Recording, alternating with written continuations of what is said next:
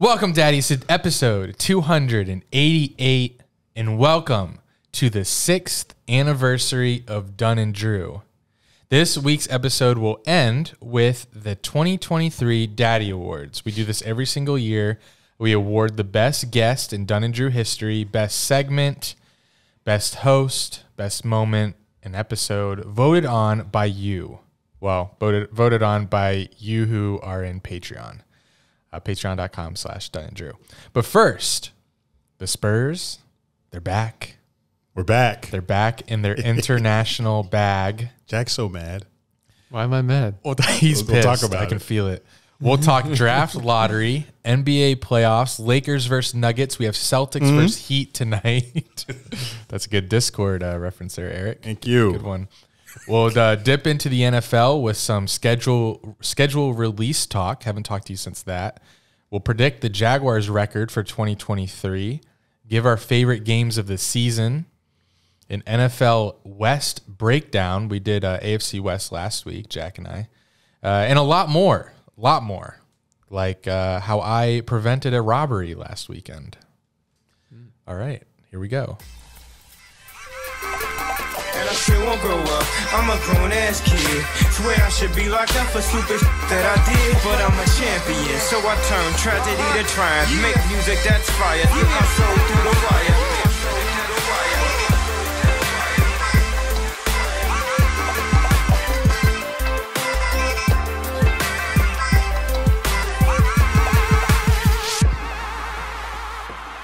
Welcome back, Eric. Oh, hello. Yeah, yes, thank you. May, man. Fucking May. Don't shit happen in May, but a lot of moving for me this month. Between me, my parents, my sister, and Wemby, he coming to the USA, boy. But for You those gonna help him move yeah, to San Antonio? I'm gonna go to San Antonio and be like, "Where you going, boy? I can help with anything. I can lift." He can probably move everything with one trip. I might go to San Antonio To welcome him off the plane? No, I'll apply for moving companies, and whichever one is helping him, I want to be there. Okay. Bring him in, bring him down. Can't wait to talk about that. But for those of you who were a little upset that there was no podcast, that it's regularly scheduled time, it's okay. Relax. It was my fault, though. I was in Illinois visiting my granny. You probably knew that. Probably didn't. If you're in Discord, you knew. Get in there. But I was still in Illinois Monday, and my grandma's house is just full of shit. And her Wi-Fi is not that great. So trying to find any place to set up my computer or even find an outlet is pretty impossible. Every desk is covered with bullshit. So I just said, fuck it. Let me wait till I'm back. But I'm glad we did, because usually when we record a pod, news, like big news, drops the next day. So I'm glad we didn't, because the pod would have come out Tuesday morning or Monday night. And then what happened Tuesday night? The fucking Spurs get the first overall pick in the NBA, and it was a big story. So we get to talk about that. Happened last night. But I'm back for good until the retreat, or we'll be out of town. Yeah, I'm here till then. Shocking. But let's get into this shit, man. Spurs got the first motherfucking pick Thursday night. That's the topic of the day. Can you guys give me, like, what was the odds of them? Rank them in the odds of who was most favored to get the first pick. So the NBA changed their rules recently for the NBA lottery. So the 3 teams with the worst record all have the same percentage. So they all had 14% chance. Where in previous years, I think they rule changed in 2019. Who were the 3 teams? It was Rockets, Pistons, and Spurs. Okay. They all had 14% chance.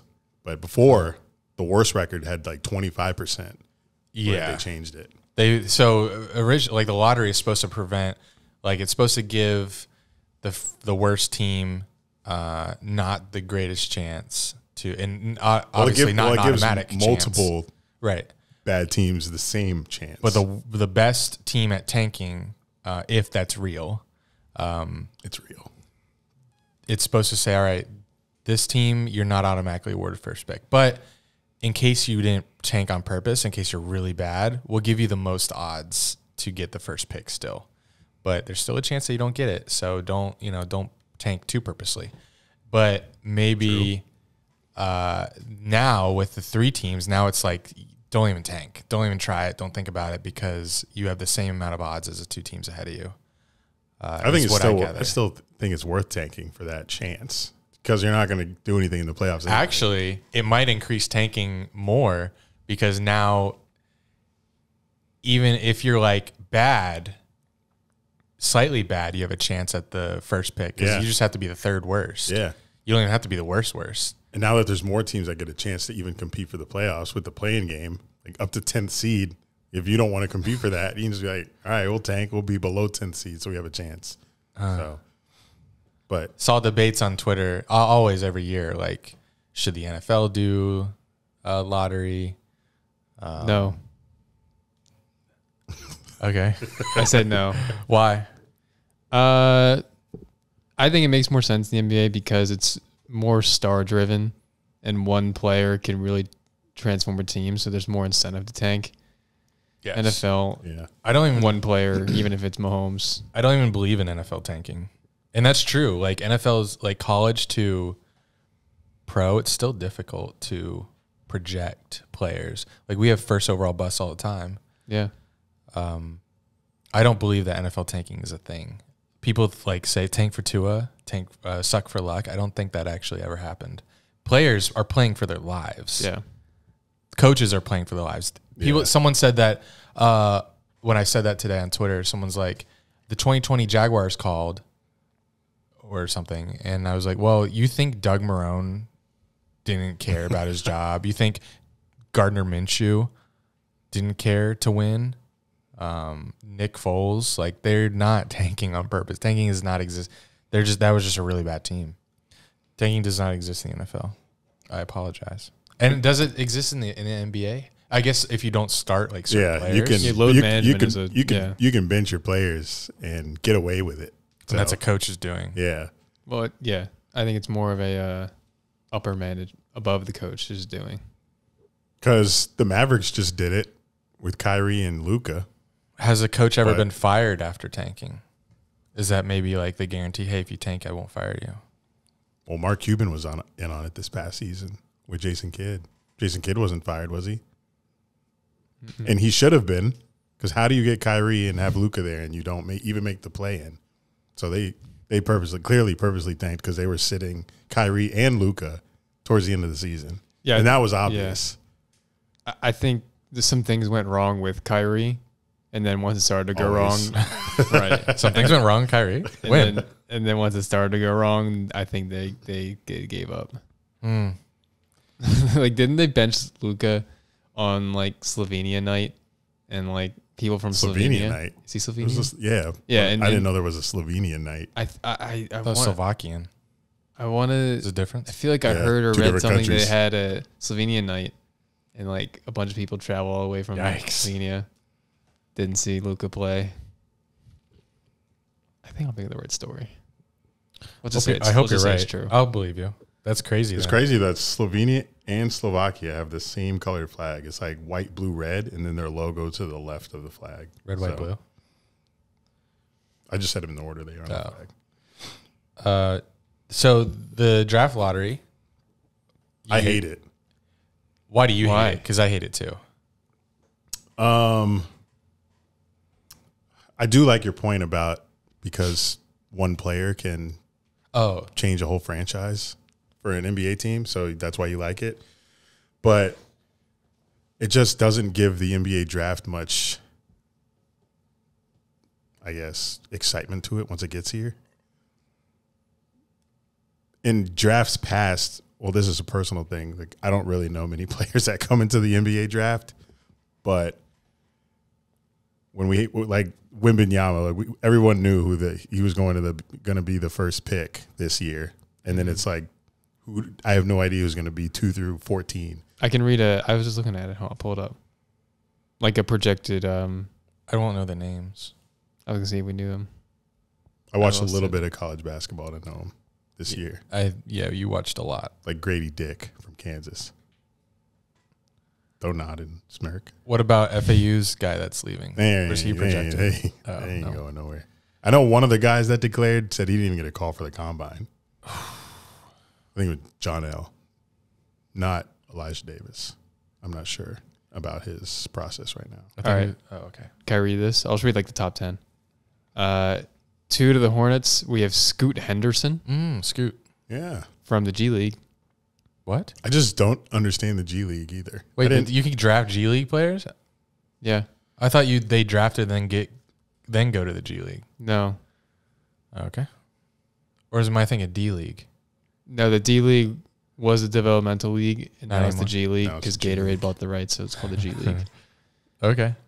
Do you know when they changed the rule that they could be drafted? Because they weren't drafting D League players. I don't know. I don't really know much about the G League. But yeah, there was a guy from the G League that was drafted 2nd overall last year, who I had no idea who he was. But I'm right? Like Jalen that's- Green. Yeah, Jalen Yeah. Green. Players normally were like they get drafted by a team and then they get demoted to the. Right. Yeah. Now they go from college. No, now they. Go straight from high school. Oh, Yeah. High school. That's G how they League. can Then. skip college. I don't know. Okay, I don't know. let's go. Keep going.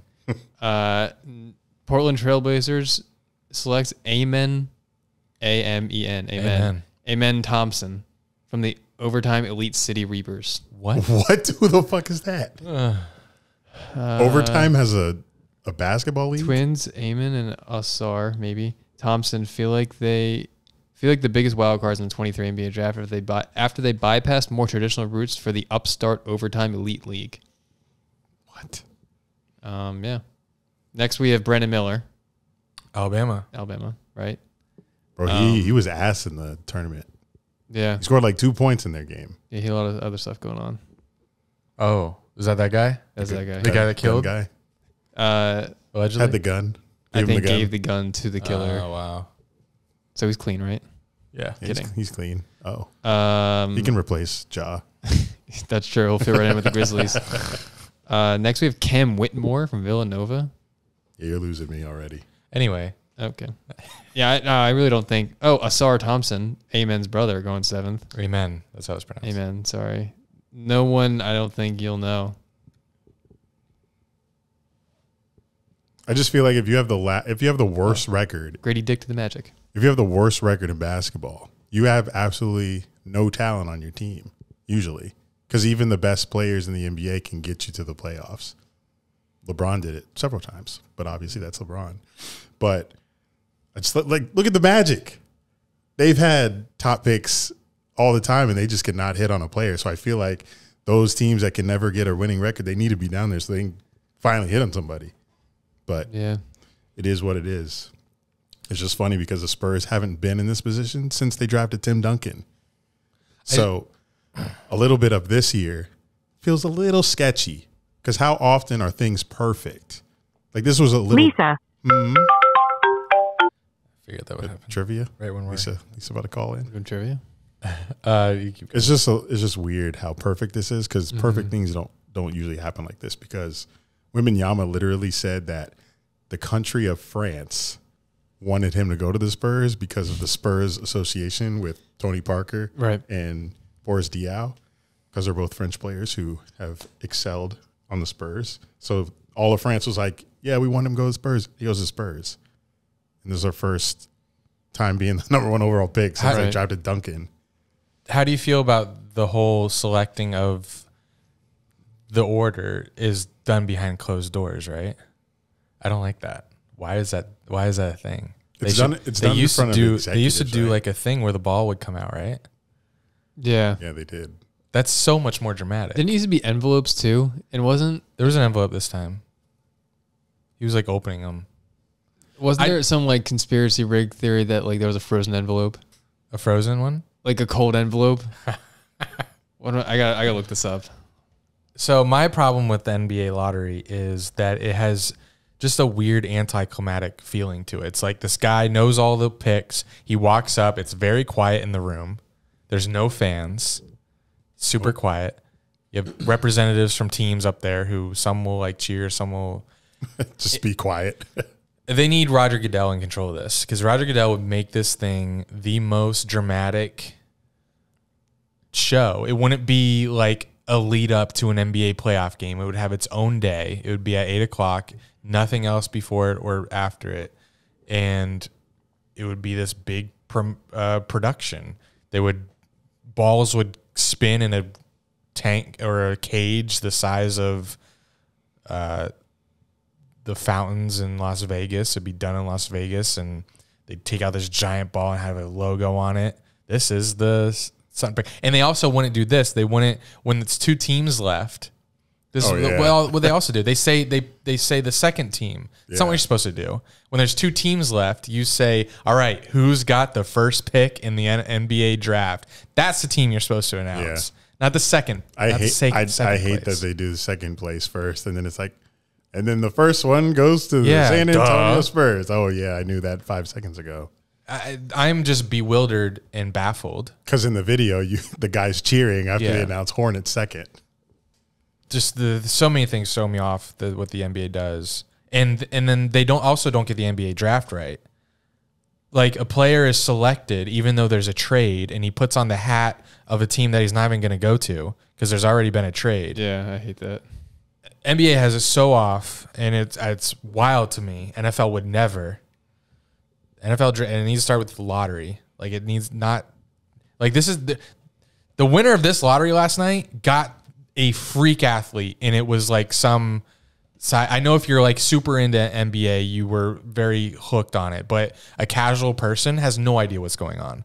And it's some show that was barely promoted before the NBA playoff game, and they need to do such a better job of teasing it and leading up to it and the production in it. Like, you need fans there, Spurs fans from all those teams, because this is like, it's huge. It's just as big as the draft. Especially this year, because you had a prospect coming in that's so generational.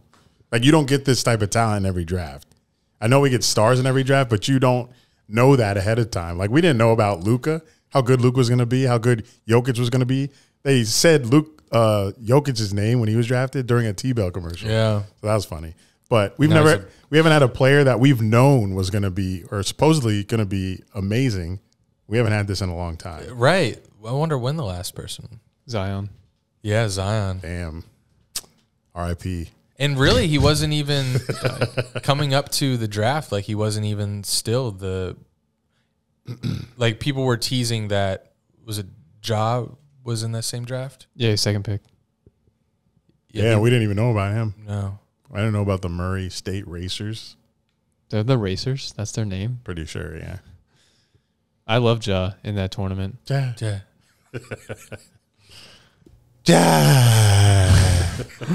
The frozen envelope theory, conspiracy theory, was then I looked it up, the 1985 NBA draft. Apparently, conspiracists say, David Stern wanted the Knicks to be good because of the big market in New York, so he froze an envelope for the Knicks to get Patrick Ewing. Oh, wow. Yeah. And it worked. I believe it. Rui Hachimura was also in the Zion draft. Was he like 8th? Yeah, he was like 7th. Yeah, it's the Wizards. And he was good at Gonzaga. He was one of those players that I recognized from college. He was a name that I stood out to me just because he was a Japanese player and he was really good in college. And then he kind of so he went to the Wizards, obviously, so he wasn't good right out the gate. Now he's like kind of holding his own in the Lakers, doing a good job in the Lakers. So I'm happy for him. If you're listening, Rui, keep it up. I also found it very strange in the NBA. Like, there's also no drama leading up to the draft. Like, they all already, let's interview. How do you say his name? Wembenyana? Yeah. Wembenyana. You can just say Wemby. Yeah, Wemby. That's his Instagram handle. Okay, Wemby. Wemby. So Wimbledon. They're just, all right, let's go to Wemby, talk to him, ask him how it feels being drafted by the Spurs, even though the draft isn't for another however many months. It's just weird. It's like, let's just kill all of the drama. Let's not pretend that it's up in the air. Even in like the NFL, yeah, everyone knew Trevor Lawrence was a pick, but still, there were writers that made it kind of interesting. And the NFL, like, they told Urban and they tell all the Trent and they tell the first pick of every year, like, let's keep this dramatic. Don't tip your hand. NBA said, fuck it. Care. They we know. They just don't care. I don't get it. But how does it feel? And it's just because, like I said, Wemby has said previously that whole country of France wants wanted him to be a Spur. So It is kind of weird. that's why I think it's a little sketchy in my eyes because It is sketchy. It's way too perfect. Right? I remember talking about it on the pod when I didn't even know who this guy was. But I ain't mad. You said that it was a French guy. I was like, oh, he's a Spur. Like that's Popovich's right up his alley. It's kind of strange. How old is him? How old is him? The kid or Pop? Pop. 74. Oh, he's good. Yeah, he's good. He's good. Yeah, he's good. I mean, how old's the president's? The same. No, the president's in his 80s. Yeah. Really? And Popovich is not slurring his speech. Well, how come you're not saying his name? You're just calling him the president. I don't speak the president's name. Is he really that old? Drew. I didn't even see Popovich retiring, even if he didn't get Wemby. Really? Yeah. There's no like inclination that that's happening. Other He than loves he's old. basketball. Yeah. It's like Joe Paterno. Like if you take it away from him, I feel like it'd die. And Joe Paterno died right after he was fired. And Pop's wife died recently, right? Yeah. So this is all he has. Chill. Wemby is He his might new- have more. You might be kicking it with Duncan, drinking wives. wine. Yeah, is Tim Duncan going to take over when Pop's done? Doubt it. He was on the coaching staff for a little. And Oh, is he not stopped. anymore? No, I thought he was. He's been off. Okay, never mind. Yeah, him and Becky Hammond off. So how much impact is this guy? This is a freak, right? He's like 7'4" or something. French freak. 7'4". Yeah. 7'4"? Maybe even 5. I thought he was 7'2". No. Like, he's one of those, like, they're saying he's 7'4", but I feel like he could be taller. I feel like they'd say he's taller. I don't know. Like Kevin Durant, they say 6'11". He might be like 7 something. His wingspan. Yeah, how much longer than that is it? He probably can get to Jack's shoulder. Let's look with wingspan. It's Wow. crazy. Your wingspan is supposed to be your height, Yeah. My wingspan's a little bit bigger, I think. which is crazy that like your wingspan is just seems your height, like the same. Like that, what are the odds? This feels amazing. Oh, my though. God. Oh, What is his wingspan? you have the picture of him going with holding the balls like Yeah. this? It's I ridiculous. wonder how big his hand is. Big as Kenny's. You think it's as big as? It's a blurry. Okay, it won't load. It's a blurry picture, but it just looks so unnatural. I know it. And he's does. not even extending. Oh, because he has to hold the ball. But does it say how long his arms are? No, hold on. So my biggest worry with a player like him is obviously injury. Yeah. Because like Chet Holmgren kind of was a skinny dude and he hasn't played. He's that dude from Gonzaga, and he's been injured most of Yeah, the you year. kind of have to. He's so skinny. Can he just not put on weight? He has to eat so much to fill up that body that's so big. Yeah, I He's don't just know. not hungry enough. I don't know. I think Spurs will get him right though. They're gonna have to. It worked for Giannis. Oh, that's right. Giannis was very skinny. Yeah, when he was. came in. He was thin. Imagine if this guy got big. Oh my God. Now Giannis is just straight muscle. So what's this guy's talent other than being big? Because we've had very long and tall, like Taco on the Celtics. He's super big, but he doesn't play because he's just not skilled. So what's this guy's No, he skill? moves very smooth and he can shoot. Yeah, he can dribble and shoot. Wow. Like he has handles. For He as has big as- handles? for Yeah. as big as he is. Yeah. And like Oh, I've seen, I'm gosh. not watching It's religiously crazy. his whatever he plays for in France, but like I've seen highlights where he moves like Giannis, how he can just like take giant steps and just like dunk. That's gonna be so fun to watch next year. And his wingspan's bigger than Giannis, so he doesn't have to jump as much as him In to dunk the ball. in shoes, he's 7'5" and wingspan is 8 feet. 8 feet. What? I think Kevin That's crazy. Durant has an 8 feet. That's Who's- so tall. Who's Like, shooting over him? How do you shoot over him? Like normal ceilings in normal houses, like 8 feet. I think that's taller. That's insane. Well, it's going to be exciting. So we're thinking, who else? What are the pieces around him in San Antonio right now? Nothing, I guess. Not much. There's a bunch of guards that are like rookies that have just finished their rookie year. That's fine. It is, but They're not gonna. They need a lot more. Like Just- they don't have any bigs. Does I he guess have he's paint? the big Does now. he have paint presence? He can do everything. Like, is he gonna be able to body people? Like, is he gonna be able to post up and get in the paint on like the big guys, like Embiid, or That'll be. I don't know. I Yeah, just wait. Embiid's That'll probably be a tough. Probably not. But I feel like he could post him up, turn around, fade shot. Yeah, and like he Dirk. can play like a stretch 4, I think, on the wings. Because he can shoot, which Yeah. is the best part about this. He doesn't have to be big in the paint. He can back someone down and then just use his length to shoot over them and wet it in their eye. Like Dirk did in 2K11. Oh, man. Bro, his shot was... It's automatic. You can put the sliders to 2 and he's wetting. That was so much fun. I love playing as a cheat code. The throwback like 03 Mavs. And I guess Dirk was really good there. And he also had Steve Nash. And if it ever came down to the wire and I needed to close out a game, post up, there's a button where you can sit, like get Dirk to post up. Yeah. You post up, you throw it to him, automatic, the turnaround. I forgot there were buttons that you could press to set up a play. Like, oh, his button, Dirk, post up. They also had where you could run real plays. Never did that, but I could, do some other things like tell Dirk to post up, set a screen. Tell Dirk. Screen to you could set screens, but you could also set screening in like they'll screen and then run roll, toward the screen throw roll. the alley. Let me get the Xbox 360. 360. You're 2 generations behind. We. What did the Pistons end up getting? Pick 5 or something? Oh yeah, pick 5. Oh, and they had the same percentage as us. Did they have the worst record in the league? They did. Oh, man. Didn't they? Yeah, they did. I think so. I saw a tweet somewhere saying, could that be I an saw argument? the Pistons win 17 games for this. Yeah. Could that be an argument against the lottery? Has to be. Like, I think so. They need him. The Pistons also didn't have their best player all year. Their first. Who's that? They had the first overall Cade pick Cunningham. last year, Cade Cunningham, and they didn't have him all year due to injury. He's a 6'7" guard, and he's pretty good. Good Lord. 6'7" guard. They didn't have him all year, and they got the first pick, and then they got stuck with 5. I saw a tweet. Did you see the tweet of the Pistons fan that said, I watched the Pistons go like 17 and 60 something to get pick 5? Yeah, we did. I just said that 10 seconds ago. Sorry.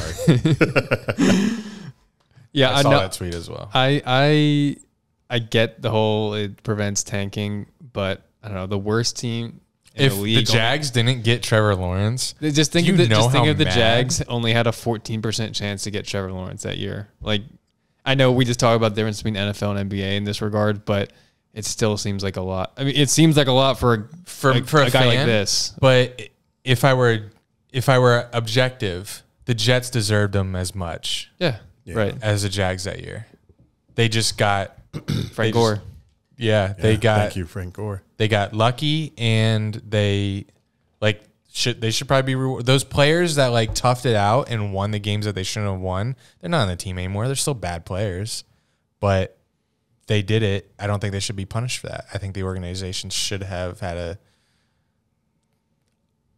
I'm still speaking objectively, not as a Jags fan. I'm glad that didn't happen. But yeah, that team should have had a chance at Trevor Lawrence. I'm not sure who the third worst team was that year, but. And those Jets players were so happy to beat the Rams. They weren't trying to tank. Who else did they beat? The Raiders too, right? Yeah, the Raiders did that stupid. Or was it no? The Jets let up that Raiders like Hail Mary touchdown throw when the Jets were leading. Yeah, didn't Ruggs catch it? Probably, yeah. Yeah. And who was the defensive coordinator? Because he was blamed. Oh, I think it was Rob Ryan. No, it wasn't. I mean, he sent a blitz on a Hail Mary. Yeah. Oh, It wasn't Rob Ryan. No, who was it? And we were like, what are you fucking doing? You know that they only have one play that they can make here. It was 2020? Yeah. COVID year. Oh, it was Greg Williams. Ah, yes. Yeah. That's right. Greg with 2 G's. Was he? I think he was fired after that game. Yeah, shortly after that, if not. Not onto NFL yet. Let's talk about the game last night. You made it? No, because it was like a 26-point lead by the Nuggets. So I'm like, all right, TikTok time. Let me roll over, take my glasses off. TV was still on, but I didn't like pay attention. And then like I'm like listening, and I hear like the announcers are getting like still excited. I'm like, stop being so excited. So it's like the game is so far off. And then I wake up and I realize that at one point it was like a 2 or 3 point game at the end. Yeah, something like that. Like, it's crazy. I didn't make it to the end. I saw that the Lakers were closing in on the Nuggets, but I couldn't stay up. I was like, in my mind, I was like, Nuggets are going to pull this out if the Lakers end up pulling it out, I'll just be surprised in the morning. So I'm kind of happy that the Nuggets did win because I'd have been mad if I missed the Lakers comeback because they were down all game. Yeah, they didn't at one point by more than 25. Jokic damn near had a triple-double in the first quarter. Yeah. I'm mad I missed that because what the fuck was I doing last night? You just got home, I think. Before 8. The game started like 8, right? 8:30. Yeah. I think I was packing. But yeah, Jokic's performance in the beginning there. Bro, he's insane. I think I sent to you. I was like, okay, I get. Well, no, I said, what did I say? Oh, he's the best player in the league? Yeah, I said he's the best player in the league. Yeah. He should have won MVP. You said that or something like I'm sold on Jokic or something. Yeah. Yeah, should have been. Making everything, rebounding everything. It's just, and then his handles and then his passing. Like the way he's able to pass, he makes it look so easy. He's one of the best passers in the league. Like he can sense double teams so well and just dish it right where it needs to go. And when he just walks, like he just looks like caveman. Like he's an obese unicorn. It's crazy. Yeah. Every time I watch the Nuggets, I'm like, I do not understand how he's doing this against NBA players as he's moving in slow motion. Yeah. But everything is going in. Yeah. Like even his jump shot is in slow motion. It's a splash. It's disgusting. Yeah, I don't know how you guard that. Yeah, his stat line. Did you see what he ended up with? I did. It was disgusting. I'll read it. Please. The game was 132 to 126. That's crazy. His stat, 34 points on 12 of 17, 3 of 3 from 3. So 34 points, 21 rebounds. He had damn near 10. 20 He had like 10 in the first quarter. Yeah. I think 12. 14 assists. How do you As fill a the stat center. sheet like this? And he didn't get MVP. And the Lakers were the best defensive team in the playoffs so far. Damn. Yeah, he abused the paint. Yeah, they were like, when they were cut to commercial, there was like Anthony Davis in slow motion. Like he was just like smiling, shaking his head, like nothing he could do. But the fact that the Lakers did play them that hard and Jokic is going off like that, he's not going to do that every game, obviously. He can, but he won't. Like, he'll have double-doubles. We won't have the massive triple-double stat line like that, which leads me to believe the Lakers will win a couple of games. But Nuggets will – they have to pull it out for my take that the Nuggets-Celtics will be the finals. Damn. But when did you do that? Beginning of playoffs? A few series ago. Few series. Yeah. I think beginning of playoffs. I think second round. I think in like February. But I have not yet been on here to talk about my Lakers Nuggets or Lakers Warriors take. Okay. I did, because you guys talked about it when you were here, but I had to come on here and claim my L for saying that AD and the Lakers didn't have it to beat the Warriors. I didn't either. The Warriors just seem so like they're such good passers. They've been a team that's played together for a while. Yeah. And when the dynasty comes into the league, it's like I don't see them losing, and I didn't see them losing to the Lakers. Then the Steve Kerr stat where he's never not been to the finals when he's made the playoffs. Curry, I just feel like Curry and Clay are just going to go off every game. But Clay and Poole went cold. And both of them went cold. Yeah, a lot of Jordan Poole memes. On his way to China? A lot of China memes this postseason. Like everybody going to China. What's the meme? A time to learn Chinese, buddy, or something? A time to learn Chinese, buddy. Something like that. I don't know. You don't know it? I don't. But I think the Nuggets cannot waste him. I almost said Embiid. Jokic's talent. They can't waste it this year. This is their year. How many years has he been doing this? Doing what? Triple doubles. Just insane play. Like, when did he win his first MVP? 3 years ago. Holy moly! Where have I been? 2 years ago he won a second, and then this year he should have. Oh wait, no, maybe last year. Are they just out of 2 years ago he won his first, Yeah, then last year he won his last year. second. This year He should have won again, probably. Yeah. Right? The year that the Nuggets knocked the Spurs out in the first round, I was like, the Nuggets are going to win the finals. I thought they were going to win that year. I've been waiting, but they had the year where Jamal Murray got hurt. Yeah, which I don't think I thought he played so well last night. He's very good. Yeah, he's super underrated. Like he just makes so many shots of like Jesus. Was he the one that hit They got head on Story? Yeah. the long two in LeBron's face, and then they both gave each other like a thumbs up or something? Yeah. Yeah, That was cool. I saw that on ESPN's Instagram. LeBron's so nice to people. I guess I'll root for the Nuggets. They have to get theirs. LeBron's got enough. They need it. Jokic needs it. Serbia needs it. I'm always rooting for the series And I've got no beef against the Nuggets.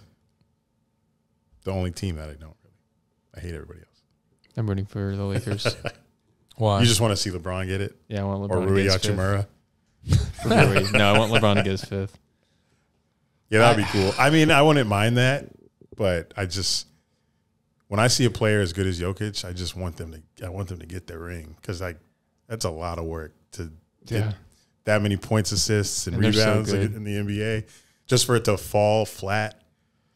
But I could say the same thing about Tatum because he was in the finals last year, lost to the Warriors. How about him beating Curry's Game 7 scoring record lasted just a couple weeks? Right, he got 51. 51. That's a Game 7 record? Yeah. Wow. It just beat Curry's that we watched on. I don't know. We saw it somewhere the other Sunday. Hoptinger. Yes. But I think the Celtics will run through the Heat. They're down by 1 right now. Oh, wow. They're down 1. Oof. Yeah, it's over. Do you think Jimmy can do this? I think he'll win Game 1. Crazy. Really? Oh, really? Yeah. One of my friends asked me, do I take Heat +8? And I was like, yes. I told him, I was like, I think Heat win Game 1. I think it's going to be one of those series where, the underdog wins Game 1 and then they just lose the rest. That would make for a great series. The team will wake up. Really? Gentleman's sweep. Yeah. Oh. I don't know how the Heat are doing this, but I feel like it's going to come to an end at some point. It has to. This But is Spoelstra's the Heat are not the Heat are not the Cinderella team. I don't think, even though they've been in the finals, not the finals, but they've been advancing every year. They had conference finals in 22, and then they've been to the finals in 2020. Yeah, I did see a tweet today that's like this matchup. The Celtics might have more talent, but the Heat have it's like a matchup of the coaches, like coach 1 versus coach 30. Yeah. Missoula hasn't had a good playoffs. That's the Celtics coach. It's been Tatum saving them. Tatum and Jaylen Brown making their shots is what's going to lead the Celtics to the promised land. And speaking of coaches, so they're all getting fired. I'm so sick of it. I'm so sick of that. If you don't get to the promised land, you don't blame it on anything else. It's so star driven. You can't blame it on. They're not going to get rid of Kevin Durant or Booker. And you can't make moves right away. You have to do something. Well, fire the coach. How funny would it be if those 3-star coaches that got fired did Doc Rivers, because there's 4, the coach of the Suns and the coach of the Bucks. Yeah, I'm also thinking Nick Nurse. Yeah, Nick Nurse got of the fired. Raptors. But he was When was that? They didn't make the playoffs, and it was at the end of the regular season. Yeah. Oh, because they didn't make the playoffs. But I thought they have a pretty bad team. Oh, it was the coach that got fired before their champions, and then Nick Nurse took over and then won. Yeah, the championship. they failed. Then they failed in the play-in tournament, right? They lost to the Heat. Yeah, he got fired. Right after 4. That. Yeah, no, you're thinking of Dwayne Casey. Yeah, remember the Raptors coach of the year in 2018. One coach of the year and then got Nick fired. Nurse, and I was like, "Well, that's what are you doing?" And then Nick Nurse. Well, they traded for Kawhi. That's what happened, really. Yeah. But if those 4 coaches play like musical chairs, and they just need a fresh face, and I'm sure it'll work out for one of them. I agree with moving on from Doc Rivers, but not the others. Doc Rivers just couldn't. I mean, the Sixers just could not get over the hump. They haven't made it past the. Yeah, they never can. What's worse about that is they had the lead in Game 6 to close them out at home in Philadelphia, and they gave it up in the final 5 minutes because they went cold and Tatum just started scoring. Tatum was having the worst game of his playoffs, and the Sixers couldn't close him out. So Doc Rivers deserved that. Yeah, because he has a history of this. Right. Since his 2008 finals. That was a trivia question. Somebody's trivia. Ours, I think. Right? Yeah. I don't think we're ever going to be on trivia again on Hog. Oh, yeah. I forgot about that shit. When are we getting back on? You're giving me so much time to study. Have you been studying? Yes. Tell me one thing you've studied. I've studied the 1925 NFL championship rosters. Want to tell me about it? No, I want to be surprised. Okay. Or I want you to be surprised. Okay. But yeah. That soon. I feel like Doc Rivers Rivers is just a name that he's just going to keep getting hired by somebody. Yes, he will. But he is a perennial playoff loser now. Sickening. James Harden is going to be gone. So the Embiid is never going to. No, it's over. He's done. The process is done. 10 years. Long ass process. How long is he under contract for? I don't know. Lifetime, probably. Shit. I would be. Like, if you're the Sixers GM, you don't get rid of Embiid. No. Then you're like. You can't. You're done. Yeah. But you know, if you just bring him back with whatever you get next year, you're not doing anything. No. So trade him. He's a free agent in 2027. Oh, my option in 26, I think. And what's sick is they had Jimmy Butler on that team. Yeah, Remember that? And they chose, very briefly. And they chose Tobias Harris. Yeah, they chose Tobias Harris. And gave him a max contract. And Jimmy walked out of the locker room. Yeah. He's like, Tobias Harris over me? Sixers, man.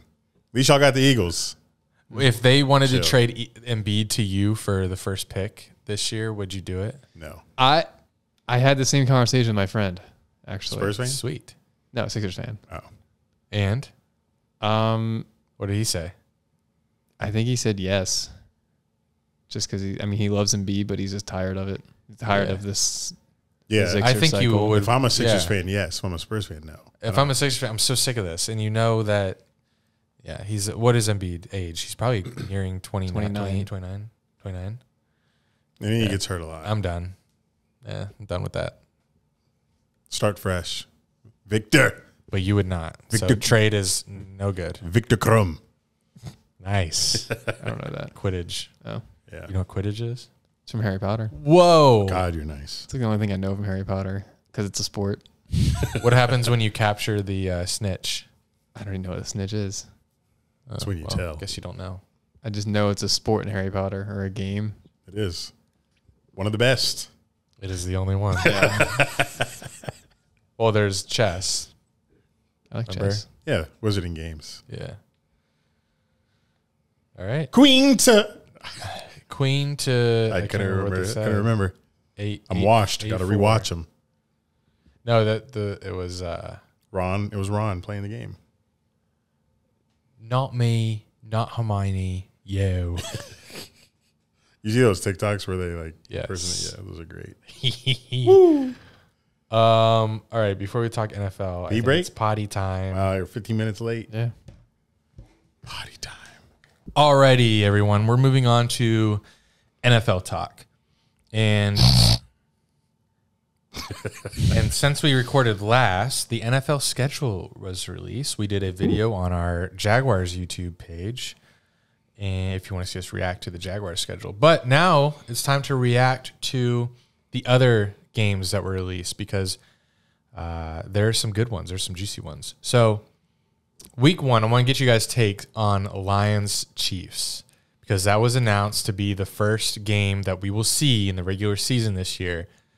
And I believe it was on the podcast that I said that please give me Jets-Chiefs first game of the season because the Jets play in Arrowhead this coming season. And what better way to start it off than Patrick Mahomes in the Super Bowl defending champions play like the number one storyline of the year, Aaron Rodgers on the Jets.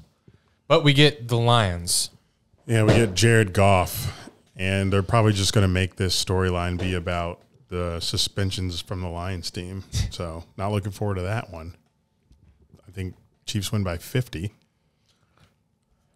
Because the Lions, I know they picked up some defensive players, but I feel like if you're going against Pat Mahomes week 1, you're not going to go from worst defense in the league to automatically knowing how to stop an offense. I feel like they should have put the Lions in a marquee game like this last year. They were more hyped up last year. Yeah. Hard Knocks, and I know Campbell was gaining traction, and I don't know. I feel like they just haven't done much this offseason to improve. I mean, they had a good season last year. They had 9 wins. This is a huge game. Right. Mm-hmm. This is the NFL's like, hey, everyone, look at this. You haven't had football in so long. Here you go. There you go, Lions. Well, and now we get to watch. That's also, you can play devil's advocate or just spin that and everyone's going to watch opening night. Yeah. If they stuck the Chiefs Lions in the middle of the year, that not everyone's going to watch that. They can throw that on CBS. What do you mean? They can just throw that game on CBS. Right. Like, everyone's going to watch, no matter who they put on, everyone's going to watch. Then why didn't they put Chiefs, Colts, or something? I don't know. I mean, there's some intrigue with the Lions, but like more than the Colts. Maybe not with Anthony Richardson, but I don't think they play. But like the first game of the season is supposed to be like it's supposed to be the spectacular good one. How about the best one ever? Do you remember this? Saints Packers, like 2012 or something. It was a scoring bonanza. Anyway, bonanza. It's a funny word. I don't think devil's advocate is correct in this one. I think even devil's advocate is wrong. And I think you get like Andy Reid in May knows he plays the Lions defense in like 4 months. May, June, July, August, 5. Fuck. Tomato. The Chiefs are putting up 50. Yeah. It's not going to be a close game, and it's the Lions. They don't deserve this yet. Although they didn't make the playoffs last year. The Chiefs did lose their weapons. It's just Travis Kelce, though. Just Travis Kelce. Yeah, name a receiver on the Chiefs. Go. 3, 2, 1, go. Whoa. Go. Go. Stop. I can do it. They lost Mecole. They lost Juju. I love that. I love all of that. So they have a lot of wide receivers. But it doesn't matter. They have a bunch of wide receiver threes in their team. Yeah, Travis Kelce's open 24/7. Does not matter. It doesn't. So maybe it'll be a bad game on both ends. They do have someone. Who do they have? He scored against the Jags twice last season. Who? This guy on the Chiefs. Pacheco? No. Receiver. Traded from Giants. Oh, Coney. Kadarius Coney. Coney 2012. Coney 2012. Good times. Damn, Jack was 12. I don't know what that is. 22 2012 references in 3 minutes. Crazy. Yeah. Anyway, we can move on from that one. Sky Moore. Should have been Sky Moore. Should have been Chiefs. That's all I got. They drafted Rashee Rice in the second round. Wow. They still have Marcus Valdez-Scantling. I mean, I'm sure. They're going to be fine because it's Mahomes and Kelce and Reed. I can't wait for Kelce to retire. That's the only thing. That's the only because Mahomes is going to be there for a while. How old is Kelce? Please say like 34. I think he's 33. Oh, good enough. I did not think that's actually I'm pleasantly surprised. He'll turn 34 in October. Let's go. What do we give him? 3 more years? I want him to be so obsessed with like life after football. I need him to pick up this podcast. He's got a lovely Jason is really good. Jason starts retiring. He's got to retire. Starts retiring? Yes, let's start that process. He's gonna pick up a new hobby of retiring. I wish the Eagles didn't keep him, bring him back this year because then he probably would have debated: do I want to play with the Lions or wherever, or do I want to retire? He probably would have retired. That would have been nice. Yeah, because then he would have told Travis, "Oh my God, retire your life. We can podcast all the time." Do you think Travis Kelce is single-handedly stopping the Jags from being the best team in the AFC? Mahomes is, but Kelce is second. Big part of that. And the Jags themselves. Yeah. I have a rant later on, but because Kelce, he does get 12 receptions a game. So if he wants, he can get as many as he wants. He can be open whenever he wants, right? Yeah. Confirmed. It's ridiculous. I don't know why every single play isn't just like, hey, just Kelce, do the thing where you get open. It is. They just don't tell him to. He's the last option every play, and then they just throw it to him. So I'm going to go through the Sunday night football. Thursday night football games, even though week 1 is technically on NBC. Week 2 Thursday night is Vikings versus Eagles. I mean, sure, the Eagles are going to wipe them, in my opinion. It's just stop. I'm not going to stop, so stop me when you want to comment on any of these. I don't think the Eagles will wipe them. We learn every week. We learn that the NFL is the NFL, and we think there's going to be a blowout. It's like, they get upset. Forget about who's going to win, but sorry, some kind of storyline that sticks out. Stop me if you want. Week 3 Giants versus San Fran. So far, I'm pleasantly surprised with the names we're getting on Thursday Night Football. Nothing there. Yeah, I can't think of a storyline. Oh, wow. Lions again. Week 4. Breathe. Hosting the Packers. Not interested in that. That's, if we're talking, it's like history of like The Aaron Rodgers don't care. Aaron Rodgers era is over. Turning a new leaf against the Lions and Packers rivalry. No stretch storylines. No stretch. I don't think that's a stretch at all. Okay, forget storylines. Give me relevant, anything that sticks out for this coming season. I don't care what happened in the past. I think it's a Lions. I think it's a big storyline with the Packers coming week 4 when we know that the Packers are shit already. I don't think we know that. Jordan Love can be good. This is a year of discovering who Jordan Love is. Finally. Well, let's hopefully we don't have to discover him too many weeks. Week 5, Bears. We'll save that take. Bears versus Commanders. Oof. Oh, that's terrible. That's a bad one. That's terrible. Poor Al Michaels deserves to call that. A piece of shit. Who Justin Fields versus destroyed Washington D-line. New ownership in Washington. That's the thing. Oh, there's a storyline. There you go. That's actually not bad. There's no connection between the two to me. I feel like that makes the matchup a storyline. There has to be a connection between the two teams or players on that team or something. There it does. Like the Lions Packers, the rivals. Matchups. Broncos Chiefs week 6. Sure. An interdivision. Is Russ fixed? That's a thing. How much has Sean Payton changed? Yeah, there's just too many good teams in the AFC. Like if Sean Payton fixes the Broncos, we're screwed. The AFC is just so deep. Week 7, we're not screwed as well. You're not screwed. You should be in the playoffs. Like the division's terrible. Yeah. But I'm thinking, I know, okay, we'll be in the playoffs, but I want to get a Super Bowl. I don't think the Broncos should be a concern. They shouldn't be a roadblock in your mind to the Super Bowl. Thank you. That makes me feel good. Okay, you're welcome. Week 7, so random. Thank you. Jags at Saints. So random. Yeah, I don't know, man. When I saw this on our schedule, I'm like, why? We could have had so many good Thursday night games. Why Saints? That's so weird. NFC South, AFC South. Derek Carr. What? Anyway. Be there anyway. That is the turf that ETN got injured his rookie year in the preseason, so that worries me. There's a storyline. Week 8. Wait, what? Bucks versus Bills? Why? Why is Thursday? I thought all these games were up in the air. Anyone could have them. As Amazon Prime, why are you bidding on this game? Yeah, I don't know. Week 9, Titans, Steelers. Titans are going to be every time you say their name. Yeah. Steelers have a lot better. Maybe we see Will Levis by then. Yeah, maybe. Hopefully Kenny isn't in concussion protocol. Stop.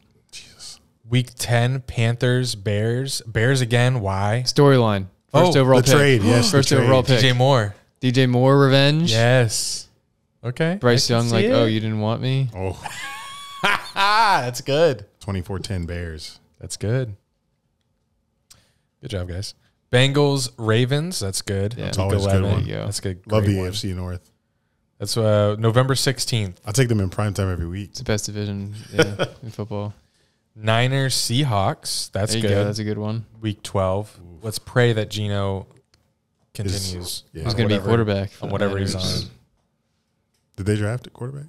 No. Oh. But is Purdy? Oh, you're talking Niners, yeah.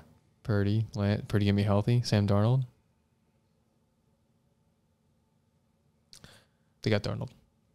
Seahawks. Niners? Yeah. That's gross. This is weird. What the? How often do teams play Thursday night back-to-back? It was back-to-back Thursday night? Niners play again. No, Seahawks play again versus the Cowboys. It's kind of random. They play in the playoffs? The Seahawks and Cowboys? Cowboys won, right? Not this year. Huh. No, not this year. The Seahawks lost to the Niners, and then the Packers. Sorry, not the Packers. The Cowboys lost to the Niners in the next round. Cowboys beat the Bucks. Yeah, remember that 19-3, and their kicker missed all those field goals. Maher. Oh, that was fun. Yeah, that's when I was like, oh, this is actually kind of entertaining. He missed 4 extra points. Oh yeah, yeah, that's what it was.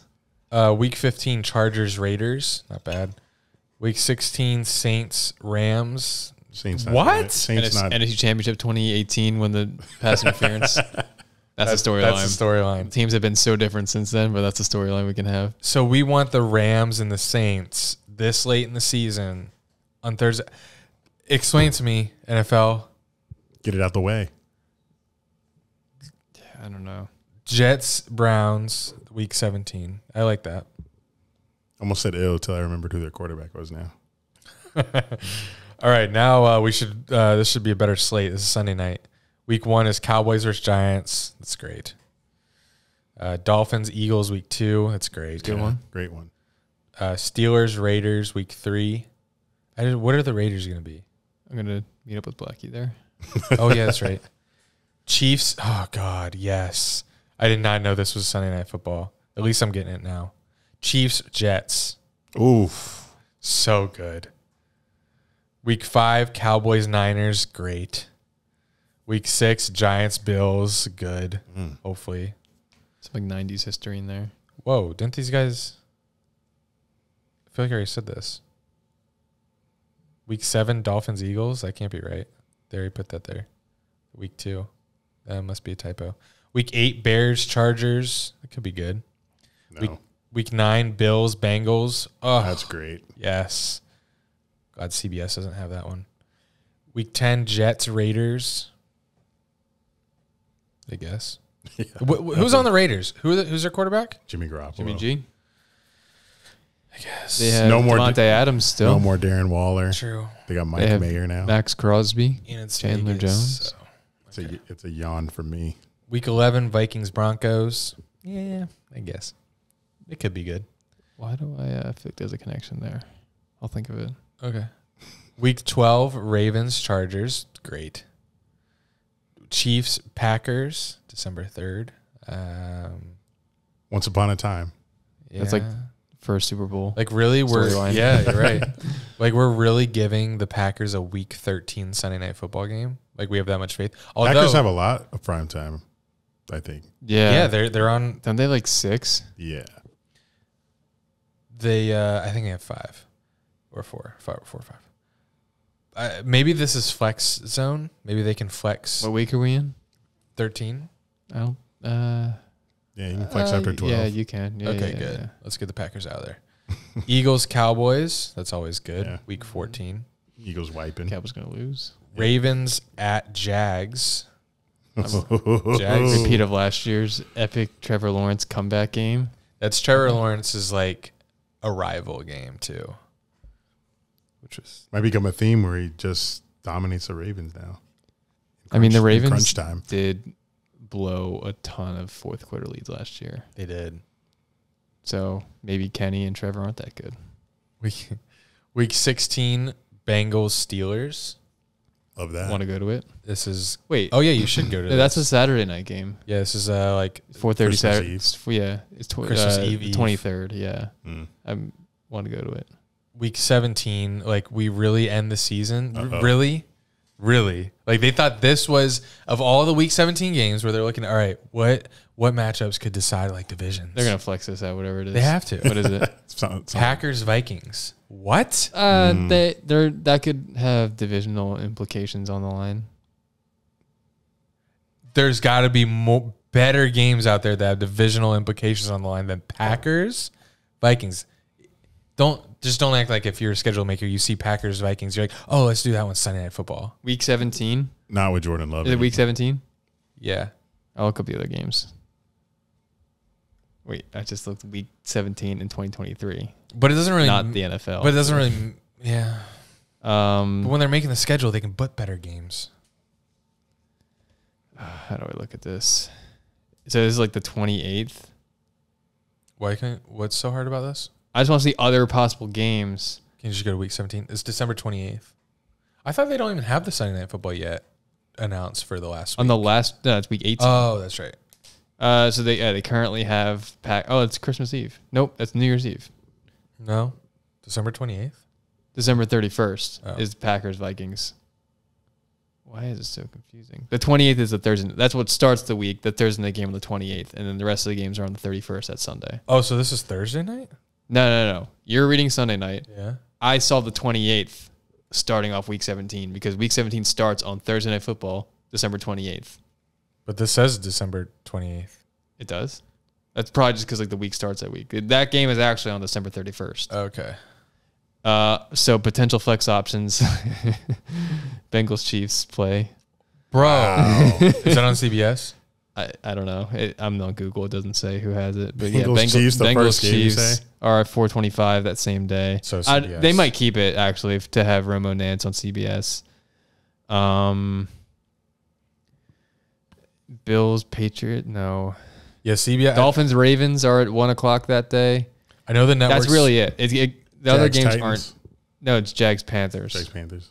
I know the networks are allowed to like protect a certain amount of games. The Steelers and Seahawks could both be like relevant in the mix. Then that could be interesting. Yeah. Jordan Love and Aaron Jones just not doing it for me for primetime games. That's fair. Unless they're expecting something that I'm not. The Monday Night Football game that week is Lions Cowboys. That's cool. Is it? Yeah, it's cool. I see that Thursday. That's on Saturday. I Oh, don't know. Our dates are all. Yeah, Weird. the I article I'm understand. reading is off. Or maybe when I'm looking at a it few off, I don't know.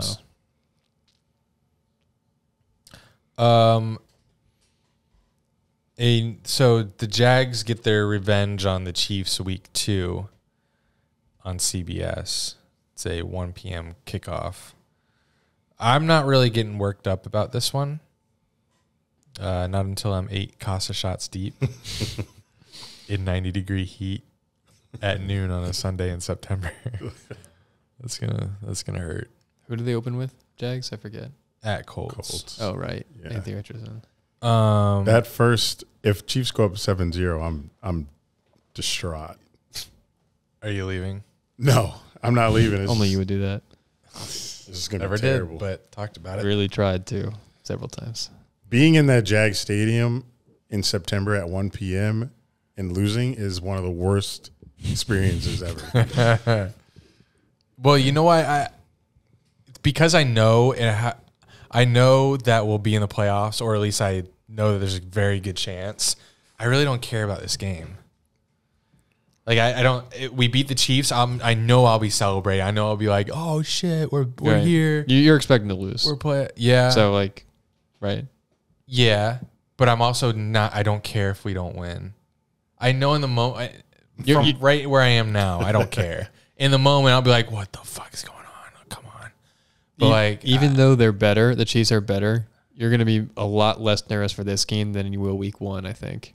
yeah, Your divisional games matter so much because there's expectations. You got to win those. I have to win those. You got to games win those. now that we're good. You personally, I know. I have to win those. I have to Yeah. win those. Right. But the Chiefs game, but it's not really because we're not supposed to win the game, but because like last year, the Bengals beat the Chiefs in the regular season. The Bills beat the Chiefs in the regular season. It didn't matter come the playoffs. I really don't care about the Chiefs until the playoffs. They could blow us out. We could blow them out. It will not matter come playoff time. Definitely won't come matter playoff with time in 4 months from then. Completely different teams. Yeah. So I'm not. If we win this game, I'm not going to be like, I'm not. oh, we made it past the Chiefs. We're good. Yeah. Because the Bills have done that multiple times. The Bengals have done that. Even though we will use that during the regular season to. It's going to be a good post game video on Yeah. our YouTube channel. For But sure. I'm not expecting to lose. you're not expecting to lose this game? No. Okay. I mean, after what I saw last season on their turf, like we were a couple of mistakes away from beating them. Even though Kelsey had 13 catches for 500 yards, we were still right there. Just guard And him. Mahomes' ankle got destroyed. Yeah. And Chad Henne had a drive. He didn't have a drive. Everyone wants to say that. It was a Pacheco drive. Chad Henne did nothing but hand it off. He maybe threw 2 passes. 99 yards is impressive, though. It is. That was a great drive, but it wasn't Henne's drive. I refuse to give that man credit. But this game will be fun because of the fanfare, because it's our first and only home game for a month.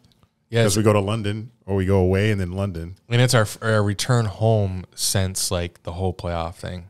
So that's cool. And if we come off a win versus the Colts, that'll be huge. They had back-to-back London games, right? Yeah. Yeah. Oof. So they're away, then back London, then and home? then they come home. Yeah. Okay, wow. They're going to come home between the 2 London games? No, they go. It's right here. No, I'm saying the team will travel home, practice here, and then go back for the other London game. Yeah. No, they don't, listener. Everyone's probably like, what? They do? What? Looking at the schedule, I thought, wait. Okay, I was confused. I thought it was London and then at Bills, but Bills is in London. Yeah. Wait, we have Texans at home week 3? Then what I just said is a lie. Oh, yeah. Yeah, what are you on? I have the schedule right there. Below. I know. Guess I lied. Back-to-back hot games. It's the Texans. Yeah. So there's a good chance we start 2-1, but we'll get into that in a second. Yeah, or are we doing that now or what? In a second. I have a rant. Okay. The Jags have not saying that they're not going to. There's a good chance. Jack, can you pull up the best available free agents right now? Whatever source you want to use, don't care. Best available NFL free agents. I got one in mind. Because I heard this on radio and it's very believable because when I think of the names, this makes sense. A handful of the top 10 are pass rushers. And the Jaguars are going, I tweeted this, the Jaguars are just going to walk away this season with another playoff participation. You get my notifications from my tweets. You probably saw this. I replied to it. Oh, I saw it this morning when I woke up. It was a joke, though. Yeah, okay, good. We're going to walk away with another playoff participation trophy if we do not either address the pass rush with a veteran pass rusher and free agency that's remaining, or we get significant, extreme improvement from people that we already have in the building. Josh Allen, Trayvon Walker, maybe Devin Lloyd's used more of as a pass rusher this year. There he is, right there, figurine. There's a lot of edge rushers available. Good. Maybe that's why Balky's stalling. And I don't want to rely on the latter. I don't want to rely on Josh Allen finally figuring it out when it matters. Like, not when it matters, but for most of the season. I don't want to rely on Trayvon Walker developing because I haven't seen us develop at pass rusher ever. Maybe Ngakoue, but he was kind of good at it from the start. Do you want to know the best available? In a second. Okay. Because Ngakoue's the first one. I know. He's the first one. He's the best one, I think. Yeah. So we have to, if we're expected to go, if we're not the first seed, if we're expected to go into Arrowhead, even if we're expected to play him here, we're not going to beat Burrow, Mahomes. We own the Bills, so I can see that. But we're not going to beat Burrow or Mahomes if they can just sit back and do. Mahomes was on one leg last year, and he just stood back there, read a book, threw it to Kelsey, and they scored.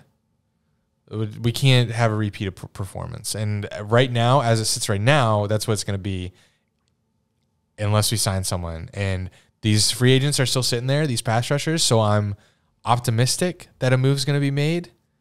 But from the way I hear them talking, it's like they sound very hopeful that they can develop what we already have in here. So yeah, that's what I believe too. I think there's just hell bent on Trayvon and Josh Allen like stepping up from last season. And you're going to be sick. I will be because I know we're going to. That just doesn't. That doesn't make me happy. Just getting there, getting the playoffs. I know that's not their intention from not signing someone, but that's exactly what I see happening. So what is it? Ngakoue, I know Frank Clark is Jadeveon available. Clowney. Yeah. Leonard Floyd, Melvin Ingram. That Justin Houston. Wow, still. Yeah. Jeez. Maybe we should get revenge game. That would be good. Justin Houston. Marcus Peters still out there. He's a corner. I know. Okay. There's some good guys. Tony Khan and Ngakoue friends again? That's I tough. don't think Ngakoue's coming back. And I looked up the teams ranked by cap space currently. It's not worth giving real dollars because it doesn't mean anything. But the Jags are 13th in terms of having money to spend. Well, damn. I didn't know that. Got bagged away. Frank Clark or Justin Houston would be revenge games versus the Chiefs. Yeah. Frank Clark more so because the Chiefs could bring him back right now, but they're choosing not to. They did draft back-to-back pass rushers. Didn't we draft one this draft? Or was it a bunch of linebackers? Us? Yeah. We have that. We have Abdullah? Yes, sir. Edge rusher? He Yes, looks sir, good. Abdullah. He's hitting dummies. Looks great. No, he went against Walker? Little? No, not yet. They're in rookie minicamp. He went against Anton Harrison. yeah. He has good bend. All right, speaking of the Jags, sorry, listener. Just stick through this. We're going to get to the NFC West breakdown in a second. But we have to predict the Jaguars' record for 2023. We made our comments on how favorable the schedule was to us. Schedule makers were so to us favorable. in our schedule release video. Now we will predict their record. I assume we'll both have different records, so we'll see what it comes out to at the end. Official. This is official, right? This is official. It's what we do every year. And we start in Indianapolis. Can I read you guys the games like we used to do last? Yes. When we're doing these? Yes. I'll close this. Go ahead. What's week 1? Week 1, the Jaguars travel to Indianapolis to play. So does Andy. Rookie quarterback AR and the Indianapolis Colts. Yes. You put it out there. I'm telling you, you are. This is good. This is a game that I'm gonna be so nervous for because now we're supposed to win games, and if we don't win this one, I'm gonna be sick. Yeah. Especially if it's Anthony Richardson's first ever game, I'm gonna be nervous as hell. Nervous. You'll be nervous. Like what? Oh my god, I'm gonna be so nervous. Week 1 versus anyone, I'll be nervous, but this one even more so, just because it's an unknown in Anthony Richardson and it's a divisional game. You got no nerves on your face. Well, until the kick goes off, then I'm like, fuck. So what do you got? I got a W. I got a W. Okay. Is Jonathan Taylor back? Was last year a fluke? He probably is, but His yards are at 1,300 betting wise in the season. as long as they don't have Matt Ryan to carve us up like he did last season, God. then I'm chilling. He's in the booth now, or in the studio. I think he's an analyst. Good. Stay there. Coming CBS. Did he officially retire? No, he's leaving the door open to play, but he's Wow. in the studio. Damn. In the Jags meantime. really gave him confidence. Or Shaq Griffin, who is now a Texan. Week 2, host the Kansas City Chiefs, defending Super Bowl champion. You said you're not expecting a loss, Eric. That's what you said You're right. a few minutes ago. Did you mean that? I did. Wow. I'm very confident. Okay. You're very confident. In this Jags team, I am. Okay. Only need like a couple good plays to go our way. And like our offense is not so, but I think Calvin Ridley makes our offense so much different. That's what happened last year with the stretch of wins we had. A lot of plays just went our way. That fucking Cowboys game. Okay, so we just need that to happen against Pat Mahomes. He can't be perfect.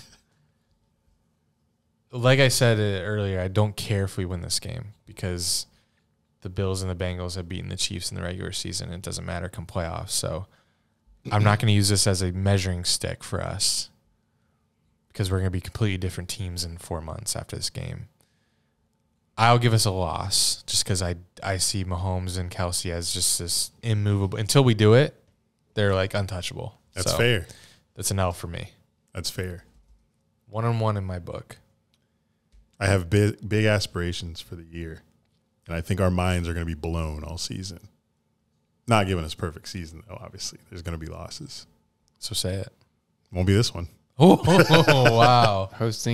Week 3 hosting the Houston Texans. There's going to be some dumbass games that we lose. L. like this. Like last year. Like this one. Yeah, last year was tough. I'll take a W here. It's first time seeing CJ Stroud. What are you thinking? You just gave us a W versus the Chiefs. Don't think too long. Let's get through this. know because I have to think in terms of like maybe they don't take the Texans too seriously after beating the Chiefs, you know? You think Doug Marrone would allow that? Oh, no, we're home, though. Trevor would allow that? I don't think our crowd would allow that. If we're on your schedule, win-win, now we're hosting the Texans. The stadium, the crowd, the city is going to be... I don't think CJ Stroud can handle the Jags crowd after coming off the Chiefs win. You think our crowd's going to bring the same energy we did like in the playoff game? That's gonna tough to ask. But do you think it's gonna be close? In the first 2 games or all season? Like week 3 versus Texans. How about week 2 versus Chiefs? Do you think?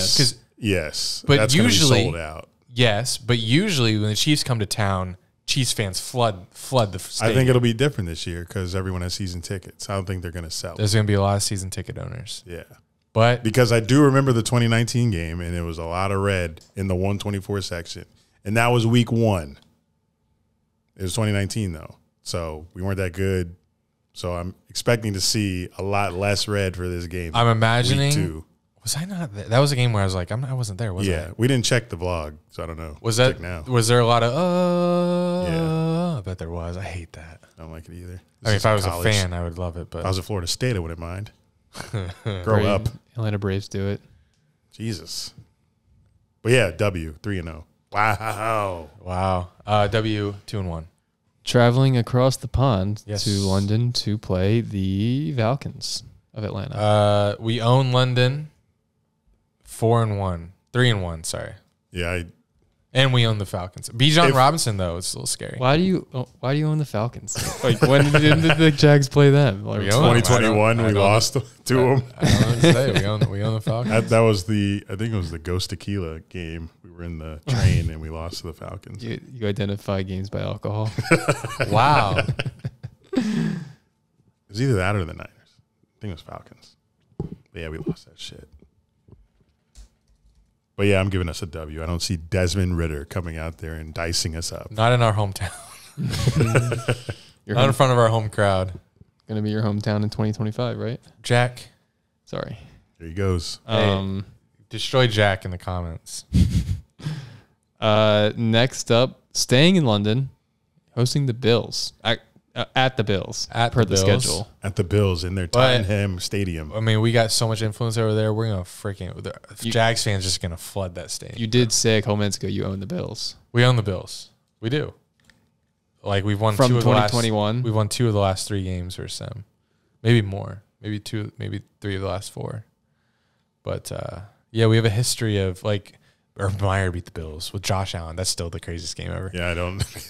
I'm gonna say like Johnny's second Jags game. I really like the fact that we're gonna be there for a whole week.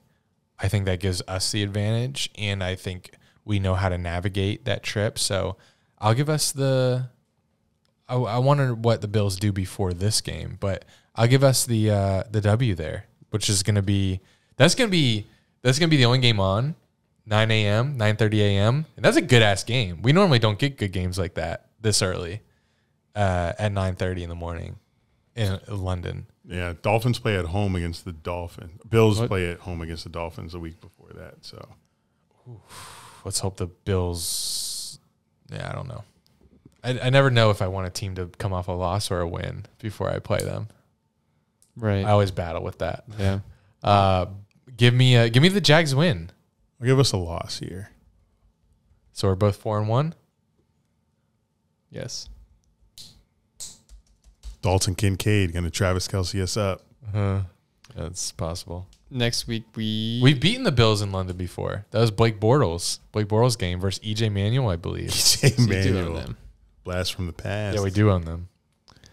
Hosting the Indianapolis Colts. Getting the Colts out of the way early. Yeah, that's a dub. Yeah, you know the record. They don't beat us here. It's a thing. W. It's a thing. But at this point in the season, I won't get my hopes up because got to finish strong still. So who's next? So are you kidding me? We're 5-1. I'm calm. I am. You're calm. You're like, all right. We are reviewing the Jaguars' victory over the Bills after they just played in London. You're gonna have to see me in the playoffs because I don't believe it. I don't care right now.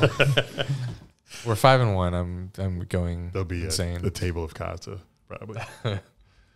Who's next? At the Saints on Thursday Night Football. Weird game, random. Yeah. ETN revenge game. Yeah, ETN revenge game against the turf that injured him. Derek Carr's throwing a Chris Olave, probably injured. Jarvis Landry by now. Michael Thomas probably injured by now. And I like the Saints defense, but we're just loaded on offense. I give the Jags a victory here. Yeah, me too. I don't think Saints are going to be very good. They should have started Jameis. Still upset. I think they'll win the division.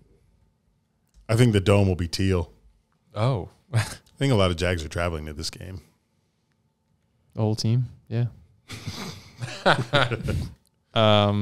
Next, traveling to Pittsburgh, Pennsylvania.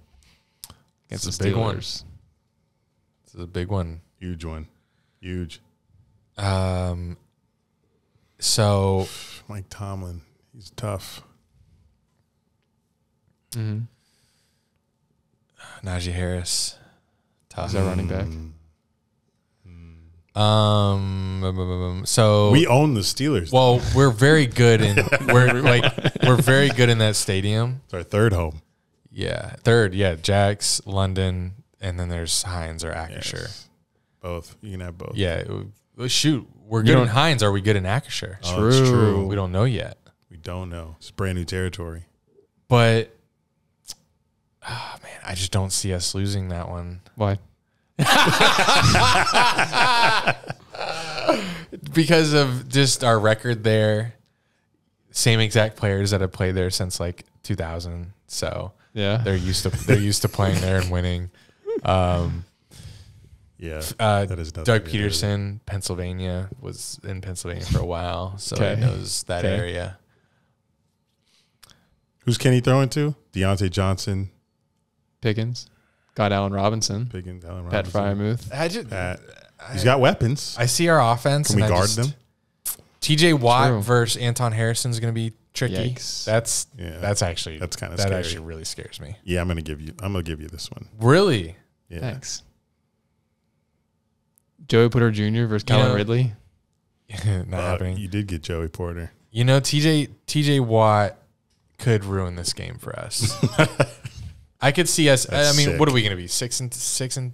We'll have one loss. We'll be fine. This will be 2. Jack will be happy, and we'll just be like, "Yeah, it doesn't matter. 2 losses. Kill yourself." Yeah, I need this more than you guys. You do. We're being honest. The Steelers are going to. For the record, I think I'm going to give the Jags. I don't mind giving a loss to the Jags here. Yeah, we'll throw a loss there. What do you think, Jack? It's a agree. toss up. It's a toss up. Aren't they all? I think the These are all going to be 3-point spreads. So humble of you to call this one a toss up.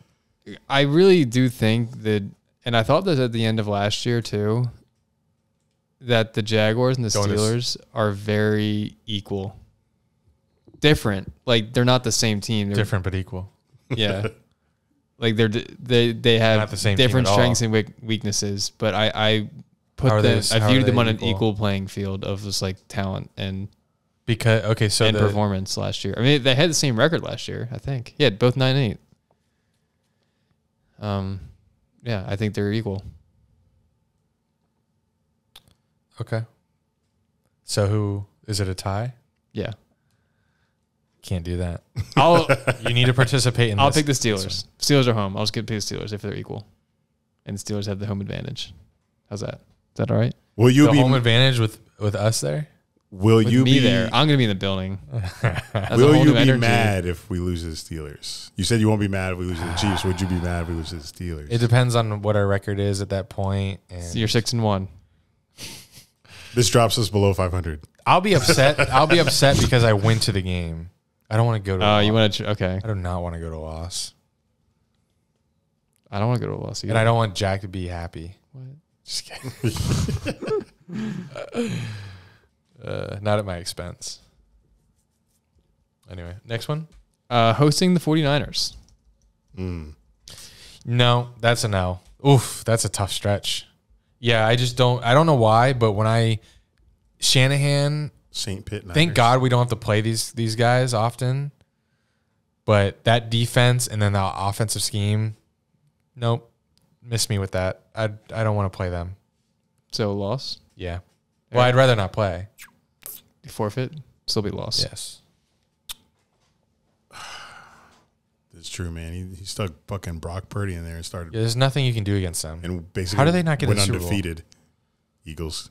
Oh, they injured And him. Josh Johnson, whatever his name was. Yeah. I gotta give this to the Niners. They're a fucking animal. And they always have fans that flood the stadium. They're a machine. That's the worst Even- game I've ever been to when they came to us like a couple of years ago. Niners? Yeah. Oh. And then they completely the whole side of the stadium was all Niners fans. We're up at like the Cabanas or whatever. Oh, yes. It was miserable. That whole season was. Next. A team that the Jaguars do not historically own, hosting the Titans. Yeah, well, we do now, so.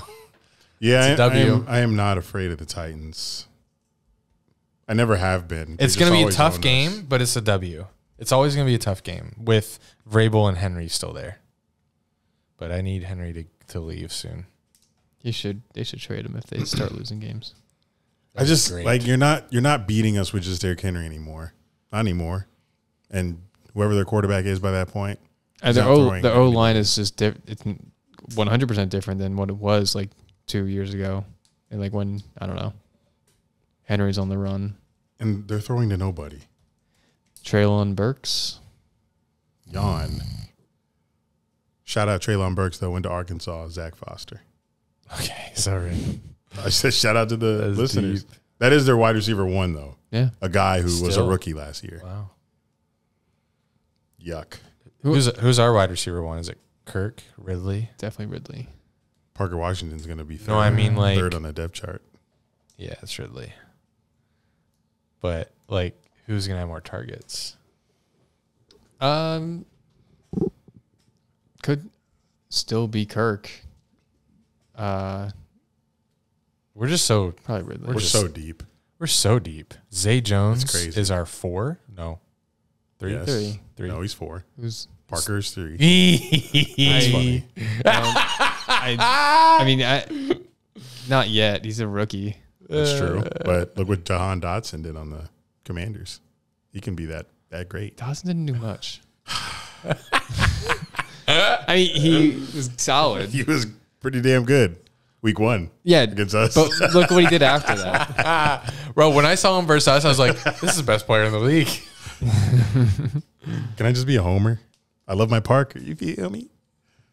But By the end of the season, he could be 3, but right now it's definitely Zay. Zay, a lot of drops last year. Parker got better hands than Zay. In college. But different positions. Parker's more of a Kirk role. He is. I don't think he'll play on the outside like Zay. But that doesn't really matter. Talking about targets. Love my boy Zay Jones, but I think he's getting passed up. We'll see, though. Zay played his role last year. He was good at it.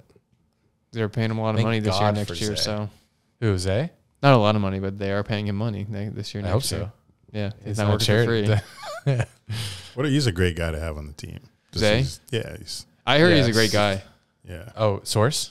There's a story that came out about him a couple years ago, and he was in Buffalo or maybe Oakland or Raiders. Yeah, he's so. Some like anonymous, like it was like at a grocery store, and he did something. I don't remember. well, the his details, personality is amazing, but yeah. as we saw in that he's schedule like, release. he takes his video. time with the interviews and actually like Yeah, And he's just- very thoughtful. digest the question and then Yeah, replies. he would be incredible on the podcast. Yeah. Incredible. Let's get him to on. Sit down and talk to. Zay, your wide receiver 1. Yeah, Still 4, but you can come on. Next, what are we at? I don't know the weeks. What? No, like what is our record? Oh, how about us reveal at the end? Okay. I like that suspense. At the Texans playing C.J. Stroud. Yep. We're sweeping. Will Anderson. We're finally sweeping. we're Nico the Ryan. Texans. Yon. Finally sweeping the. I don't want to hear none of this Texans When was the bullshit. last time you sweep the Texans? It's been a while. I was a child. Long time. Long time. It's probably been a decade because of the Deshaun Watson years. Probably been since Matt Shaw. Remember him, Jack? Yes, I do remember Matt Schaub. I'll never forget when we opened the season and had 10 sacks on the bald dude. 10. Bald dude. Wasn't the starting quarterback a bald motherfucker? I don't think he was bald. Oh, whatever. Forgot his name, but exactly. That's why. But then- DJ sacks. Yates. No, it wasn't him. But then we were the reason why Deshaun Where? Watson got his early start because we destroyed him so bad they brought Deshaun in. Deshaun started carving us up, and I was Yeah. like, "Fuck," because I was like, "He's their quarterback of the future." That sucks. But we got the win. 10 sacks. Next. Saxonville, bring it back. Fuck. Yeah. We have a primetime matchup. Oh, first one. Just kidding. And Bengals. yeah, luckily it's at home, so the coach can't stay Oh. in Cincinnati. This game is going to be like the atmosphere here. If we're whatever we are from my record at this point, the stadium is going to be on like playoff. I'm projecting we levels. get Bud Light friend zone seats for this. Really? I like to hear that. I hope Joey Burrow scores on our end zone. I hope he does too. So he can turn around for you. And take his helmet off. How do you like his haircut? It's amazing. He's okay. You've seen my comment on. He always finds you. Spot a wild Andy in the NFL comments. I did. Yeah, it's a big fan. But I will not let that cloud my prediction here. As much as I wish. Like his haircut? I'm just a big Joe Burrow guy. These guys murdered the Bills in the playoffs. Oh my God. I'm scared. Yeah. Yeah, they're absolutely loaded. This is a team that we need pass rush for. So let's get that going. They lost Jesse Bates. That means nothing to me. I think it should mean something. He was signed by the Falcons. He's the top safety in the league.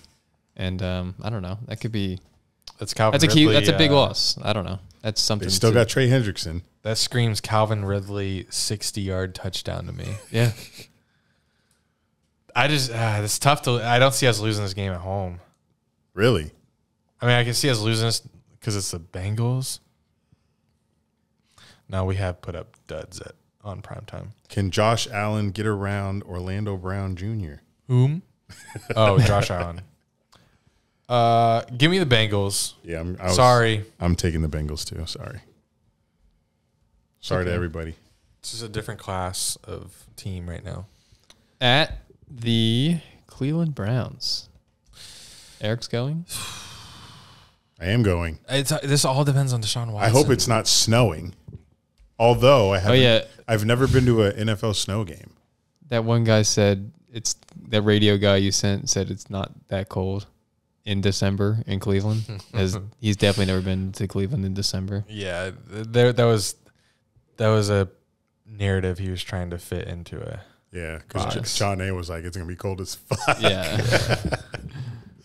Yeah, they're talking about the quality of the schedule. It's like, it's such a good schedule. Like, you go to Cleveland, but it's not that late in the season. Yeah. It's only December. The guy made good points, whatever he said. I remember reading it, but that made me chuckle when I read that. Like, oh man, it could be wind chill. It could be real feel of like 7 degrees.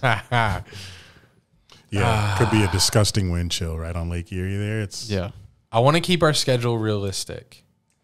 So I'm gonna pick an L here. I'm not. It's a short week and it's in Cleveland. It really all depends on how Deshaun Watson is. Deshaun Watson back? Because they have like the best rushing attack in the NFL, have a good defense. They don't have Kareem Hunt anymore. But still, Nick Chubb. And then the O-line is, yeah. Their RB2 is Jerome Ford. He's a second-year player out of... I did not think you'd know the name, but of course, here you are. I don't remember where he went to college. Jerome Ford. He's like, yeah, this is Oh, yeah. Cincinnati. Oh, okay. Does that ring a bell? You Bearcat guy? Bobcats? Bearcat. Oh, shit. Yeah, I got us beating the Browns. I need that. Next. Staying in the AFC North, hosting the Ravens on Sunday Night Football.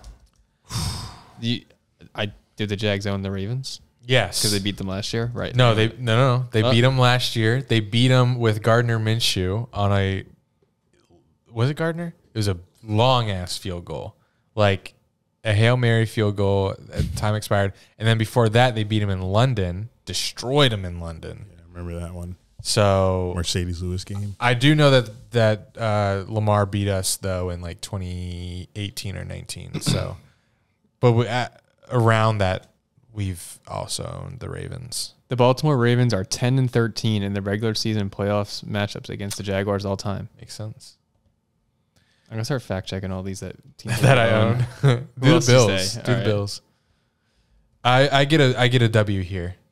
We lose to the Bengals, lose to the Browns, come back and beat the Ravens. The Bills are 9-7 against the Jags. Yikes! The hell?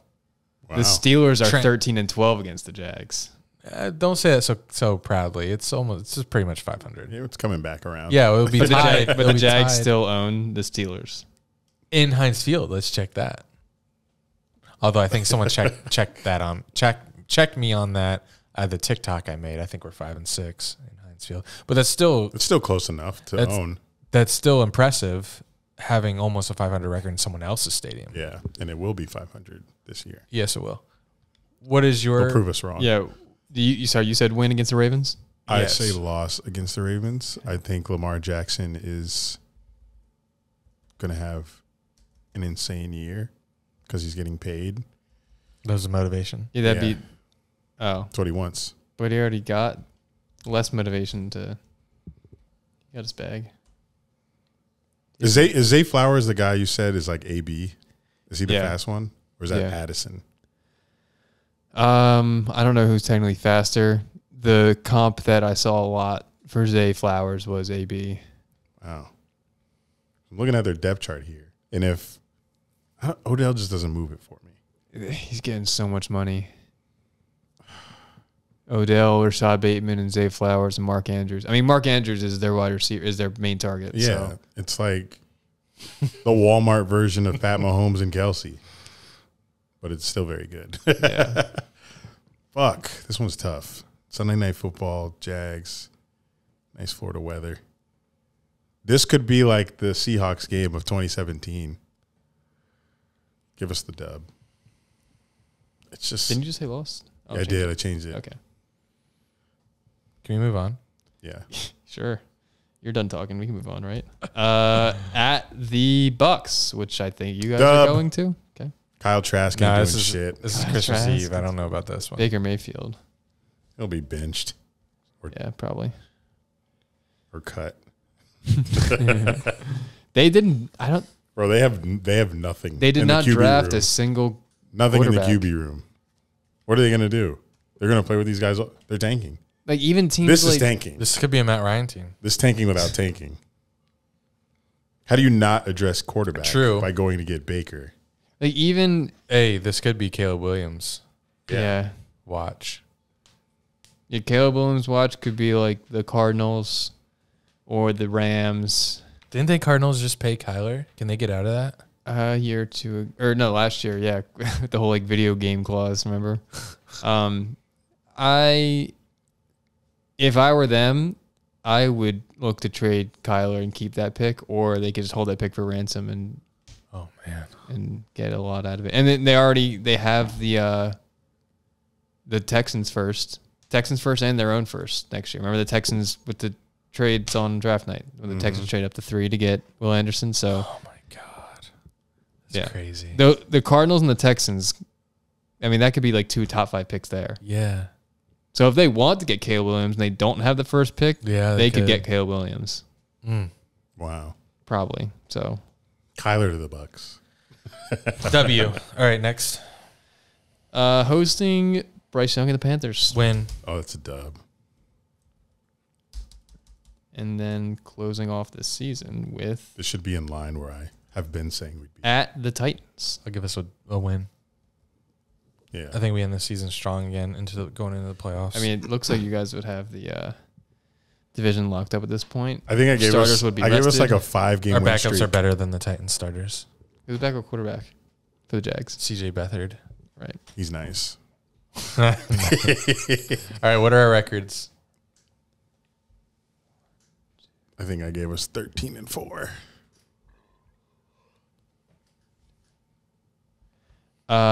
Andy predicts 12-5. Jaguars will go 12-5. Eric predicts 13-4. I like it. 12-5 is what I predicted on the ring toss game, or what the ring predicted. Right. All right. That good enough for first overall seed? No.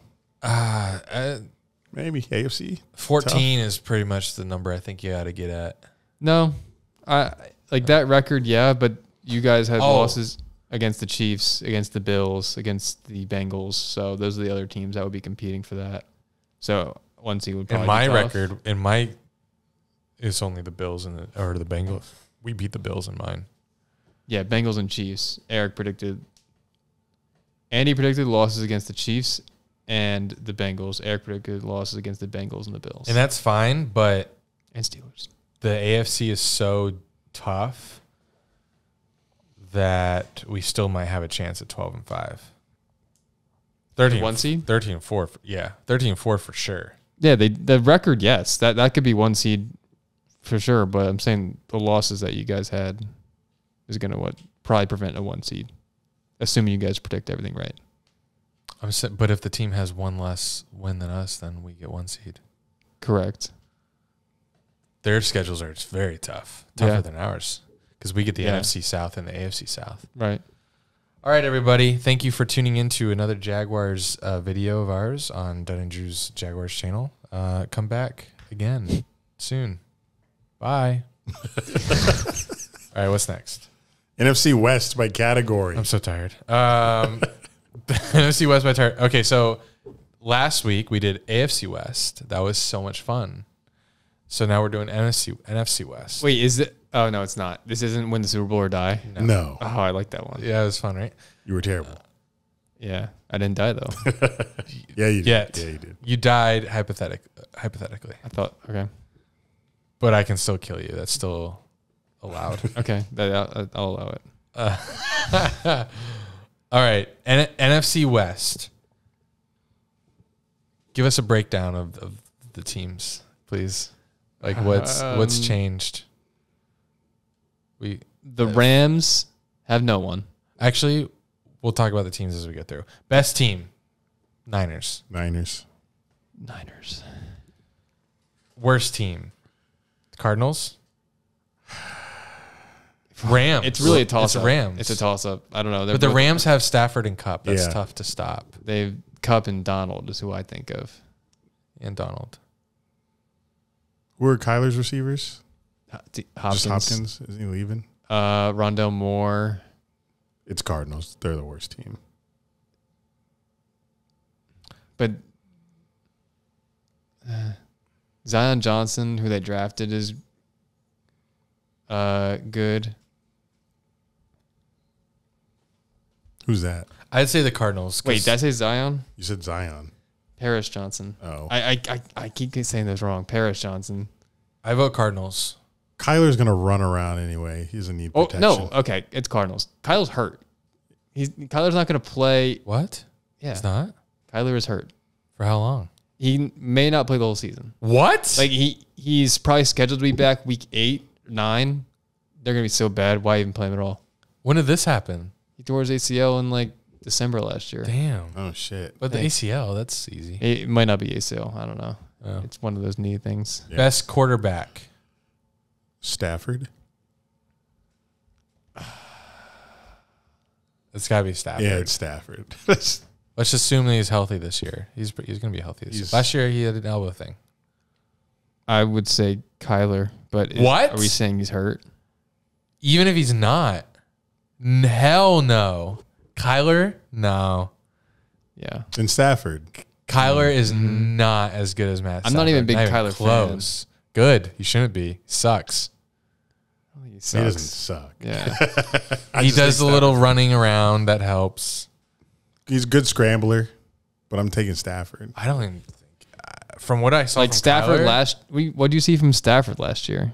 It was, I take it with a grain of salt. Kupp went out and he had an injury that he was dealing with all year. Even the Super Bowl year, he led the league in intercept or pick sixes. And I mean, I love Stafford, his career, but it's not he's not prime Stafford anymore. It's not the same Stafford. You're the and Kyler, I mean, you can criticize Kyler all you want, but a team gave him $250 million in 2022. That has to say something. And told him to stay off Twitch. But that doesn't say it. The contract doesn't really say anything. The contract doesn't move me. Can we just say Geno? I would put Geno over Stafford. So Stafford's your third. Yeah, right. Currently, is Purdy ahead of Stafford for you? No, system quarterback. Yeah, I kind of agree. You want to put Geno? I would pick Geno. I'll give you Geno over Kyler. I'd pick Geno over Stafford. Okay, then we're going Geno. Geno then. All right, we'll settle on Geno. Best running back. Who's in that bitch? Oh, easy. Oh, easy. Eric is easy. Say it. I'm trying to think of the running backs in the division. Oh, yeah. Who? Easy. Don't say it. No one say it. No one say it. Okay, I won't say it. All right. He said no one say it. He said no one say it. You say it. He said no one say it. He said no one, me and him. Right, Kenneth Walker. He was drafted 7th overall in 2017. Thanks. Yep. Say it. Yeah. Kenneth. Oh, my God. Christian McCaffrey. Oh, he's on the Niners. Yeah. I forgot. I thought you were just joking. Best wide receiver. Oh, this is going to be interesting. Oh, no, it's not. It could be interesting. No, it's not interesting. I think it's clear. There's a lot of good ones, actually. It could be interesting, but it could be very interesting. Whenever you got it, we'll say on the count of 3. Okay. Whatever y'all think of. Their full name? Sure. Okay. Just last name. Okay, their last name. Okay. Okay, one. Does everyone have it? Someone count it down. I'm nervous. Do you have it? You have Yeah, I yours? got it. You got yours? Yeah. All right. I've had mine since 3, I saw wide receiver. 2, 1. Cup. Metcalf. Of course. This is a race thing, isn't it? It's not a race thing. Cup was like Yeah, I think it's definitely Cup. Sorry. It's okay. Cup That's the broke every tiebreaker. record. Okay, that's fine. Yeah, he did. I'm just trying to convince you that He didn't last year, though. no, he's hurt. Exactly. That's why it's Metcalf right now. Best tight end. This would be Kittle, right? Kittle. Yes, we can agree on something. Best O line. The Niners. Yeah. Yeah. Niners again. Best defense. Niners. Niners. Yep. Brightest future. I think this is it's always like the best team. Niners. Yeah. Enjoy your. Would Seahawks be second? No, you could definitely make a case for the Seahawks. Yeah. The Seahawks are looking good. They had a great draft. Jinx. Whoa, Wow, that was that was good as good. fuck. Like the fact that they drafted a terrific wide receiver and he's like gonna play with like you have Metcalf and Lockett that you're playing with. Yeah, I mean the best receiver in the draft probably. That's crazy. That's if Geno can play as well as he did last year. And they I feel like the JSN pick is overshadowing who they took 5th overall. They took Devin Witherspoon. And him and Tariq Woolen at corner is going to be crazy. Why you not? Why? No, it's why just you not that's excited? I'm jealous. That's all. Okay. Just jealous I of thought you were saying like, you don't care. that kind of team building. All of that Seahawks talk for us to say Niners anyway. The brightest future. Yeah. Speaking of drafts, Jack this past weekend flew all the way back home to Philadelphia. He loves that city. Flew back home to Philadelphia so he could. What like specific town do you live in? Should I say? People are going to show up at my parents' house? Yes. Yeah, they will. I'm from Bucks County. Bucks County. It's not county. Okay. Cute. I'm from near Doylestown, Pennsylvania. Sounds like a Sick. Pennsylvania town. It does. Anyway, he flew back there, and you'd think it was for Mother's Day, but It was. wasn't. Oh, it was. But the second thing that he was doing was his fantasy draft for the team that he cares about the most, the fantasy team that he cares about, because he's in like 15 fantasy leagues a year. I'm trying to cut back this year, Good. but I don't know if I'll be able to. So you're going to not play the Dunn and Drew? You guys didn't want me back. I don't. All right. I guess I'm not back. But I want you to try. So if Try you to win, get back? no, because if you win, I can say, no, you're not in. Do you want me to be in or not? I don't. But I kind of want you to But you win so you can be in, but then I say no. Win. I want you to win trivia. Oh, trivia. Okay. So like okay, you're okay. supposed to be in, but then I'm like, no, you can't be in. Okay. I'd rather that. That feels good. Even though I'm probably going to make the trivia questions. You won't make the one that you win. I'll make that one. Okay. Anyway, Jack's back in Philly for a draft, fantasy draft. Explain, because you guys don't start over every year. It's a dynasty league. Correct. So what are you drafting? We are drafting rookies only. Wow. It's a 4-round rookie draft. So give us your team before the draft. My team is really good. All right. Sick. My quarterbacks. How'd you finish last year? I don't remember. Did you make the playoffs? Yeah. I lost the semifinal, but like I think I was I forget what seed. I do a good job of just wiping it from my memory, but like I had the most points for. Nice. Didn't win it all though. My quarterbacks are Dak, Geno, and Kenny. My running backs are Eckler, Nick Chubb, and Derrick Henry. Good Lord. Jesus. What the? Receivers now are How'd you lose? Evans, Hopkins, What? Keenan Allen, Brandon Cooks, pre-draft, and then Travis Kelce, my tight end. And then the rest doesn't matter. Bro, what? Insane. Yeah. How did you lose? And how did you gather all these players? Just trade away all my future picks. I have nothing until 2027. Oh, okay, Rams. Yeah. But so you're screwed. You need to win now. Yep. But I have a shot theory. this year. I have a theory. Okay. Did you have any picks in this? You flew home for a draft. No, and I you probably don't picks. even have any picks in. I picked because I made some trades to get the 5th pick of the 2nd round, and then I traded that pick and my 2026 first round pick to move up to the 4th overall pick. Because you had someone in mind? Yeah. Okay, how'd it go? Tell us all about it. Do you want me to read the first couple picks? Yeah. See if you know them. I hope so. First The pick. rookie offensive players, right? Yeah, rookies only. 4 rounds of them? Yeah, Good Lord. like by the end, honestly, I don't even know some of them. I drafted with the 9th pick of the 4th round. I drafted Evan Hull, Quarterback? Hull, running back. How do you fill up the rest of your team? Northwestern? Or is What it do you already mean? full? Yeah, Nice. that's good. Good pull. What the hell? I know ball. What the what the hell? How do I fill up the rest of my team? What do you mean? Is the rest of your team already filled up from last season? So during the season, we had our roster. We can have 25 players.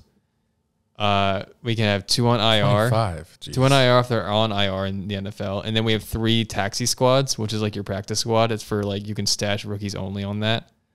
That's during the season. We could have max 25. During the off season, because it's kind of like the NFL off season, we can roster more players. We can have up to 32. And then by NFL roster cuts happen, and then our roster cuts happen. This is a very intricate. We got to cut down to 25. 32 offensive players. It's like a freaking video game. Yeah. That's why it's fun. First overall, Bijan Robinson. Of course. He's going to go first round in like regular redraft leagues this year. Who got him? What Is a team good? record? Did this guy have the worst record last year? No, because our this league, most dynasty leagues, it's like worst team, like the NFL, like generally the worst team has the first pick, but our league's just obsessed with trading. We trade so much. So like it's all out of order. Like the bad teams don't pick first. Second pick, Jahmyr Gibbs, running back from Bama who went to the Lions. Yeah. Third pick, Jackson Smith and Jigba to we talked about the Seahawks. And then I picked Jordan Addison, 4th overall. It was a great pick. Yeah. Because we talked about Justin Jefferson probably getting double teamed, so he'll be open a lot. A ton. And he can get himself open. He's probably the best route runner in this draft. And yeah, I think he's going to go for 1,000 yards as a rookie. That's my prediction. Did anyone take Anton Harrison? No. But no, actually no fantasy leagues I know of have offensive linemen. I know there's out there that they have IDP. It's individual defensive player. That's so complicated. Yeah, our Discord league was so fucked because we had one of those. You had it? Really? Yeah. They did a 32-man league I remember on this. Sleeper. Yeah. And With defensive players. And the defensive players would score like 60 and 50, and yeah, it was disgusting. Like you would lose because Trayvon Walker I had him. He had like 41 game, and I won my matchup because of Probably that. week 1. Yeah, week 1 when you had that pick. Yeah, it was stupid. Yeah. Never again. Yeah, I would not want to do that. I still haven't paid the winner of that league because I said I wasn't. What? Because the commissioner was a scumbag. Oh my God. So I won't participate in this. I'll point out Tank Bigsby.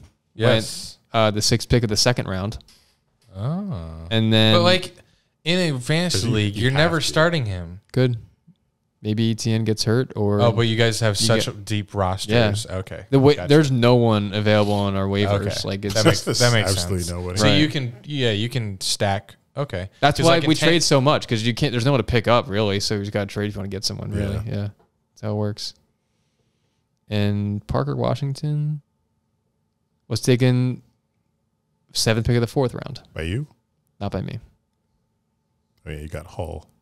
Yeah, and also in the 4th round I took A.T. Perry and Luke Schoonmaker. Who did Evan Hull go to in real life? Colts. I'm hoping he's Jonathan Taylor's backup. Like that's what I'm hoping for this 4th round pick, that he's Jonathan Taylor's backup running back and he's a handcuff. He gets hurt. I don't know if I'd be able to keep up with a league like that. It's involved. It's tough, but it's fun. Oh, hello. We at Disney. What is this? Like we're walking into a ride. This is the 6th annual Daddy Awards. Oh. Brought to you by no one. Casamigos Tequila. Mi casa is su casa. Yes. I want to keep this music playing, but I need my script. Off the dome. Every year, we bring you the best moments in Dunn and Drew history. And this year, we just so happen to include all 6 years in our nominees and winners. Voted on, nominated by you. And Discord members. They have perks. There's perks to the Discord. We have, from the winners, we have acceptance speeches that we will get to. One or multiple, we'll see. The first category is, can you help me out? What is it? Best guest. Best guest in Dunn and Drew history. And the nominees are, we're the presenters, so we'll alternate like they do. John Michael from the Trial of John Michael. FAU Owl basketball team from Boca Raton, Florida. Mia O'Brien from 1010XL. Austin Lane from UFC. Curtis Dvorak, the former Jackson DeVille from mascot. Costume. From Costume. Denny Thompson, quarterback coach. Anthony Richardson and others. 6 points. 6 points. Jacks. Maurice Jones-Drew of the NFL Network. Josh Scobie, leading scorer of the Jacksonville Jaguars. Place kicker. Jack, can you read the winner? No Jordan Poyer. I didn't realize that. Oh shit! No one nominated Jordan Poyer. It's fair. He's mid. The number one, he's our guy. Yeah. Jordan Poyer of the Buffalo Bills. Nominated by me. Nominated by Jack. And can I read the winner? That is yes. The winner is the FAU Owl basketball team. Hold on. Hold on. Don't say it yet. Okay, say it. The FAU Owl basketball team. Come on out, Vlad. Accept this award. Unfortunately, the FAU Owls could not be here with us. So I'm accepting this on their behalf. They were busy practicing for the upcoming Final Four tournament. But yeah, they never got back. Well, they responded, but never sent me the message. Who's they? Nick Boyd, if you remember his cute ass. San Francisco. Okay. Oh, yeah, San Fran. He was like, appreciate you.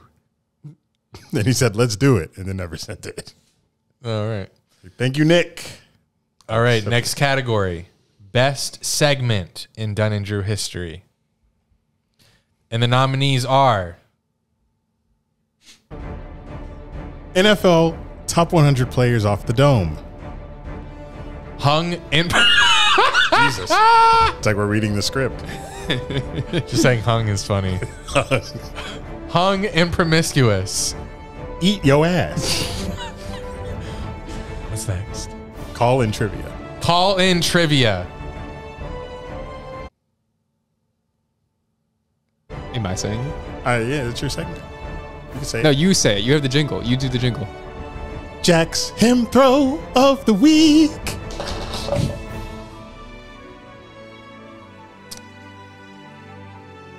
We missed one.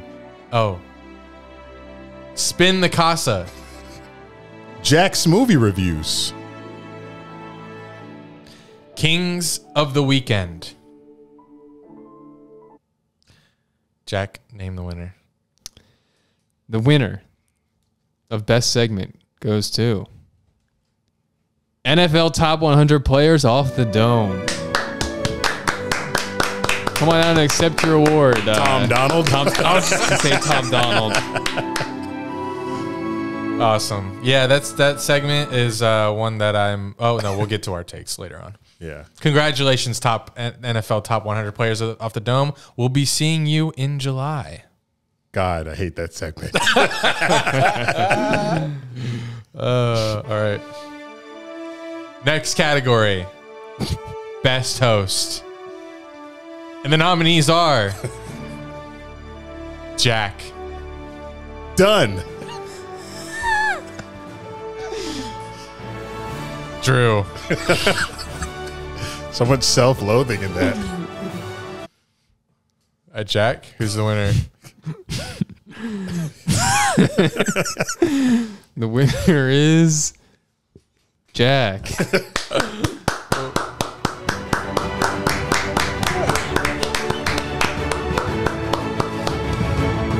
Do you have a speech? Wow. Do you have a speech prepared? No, but I can give one. Okay. I mean, it can speak right from the heart. I don't know how long I've been dreaming of this award, but it's been a while. I can say that. I partially think that I received this award because Patreon was trolling you guys and didn't want to pick you. Or maybe I'm just that good. I think you're him. Maybe I am him. Maybe we should rename this as Him host of the week. Jack with a hint of Dunn and Drew. We'll workshop that. Yeah. Thanks. I'm undeserving, but thank you for this honor. Patreon/Discord. That's awesome. That's awesome. These are the moments we live for. I can't believe there was no thinking of God. Yeah, too late. Yeah. If you don't say it first, you can't say it at all. Yeah, you can't. Next category. Best moment in Dunn and Drew history.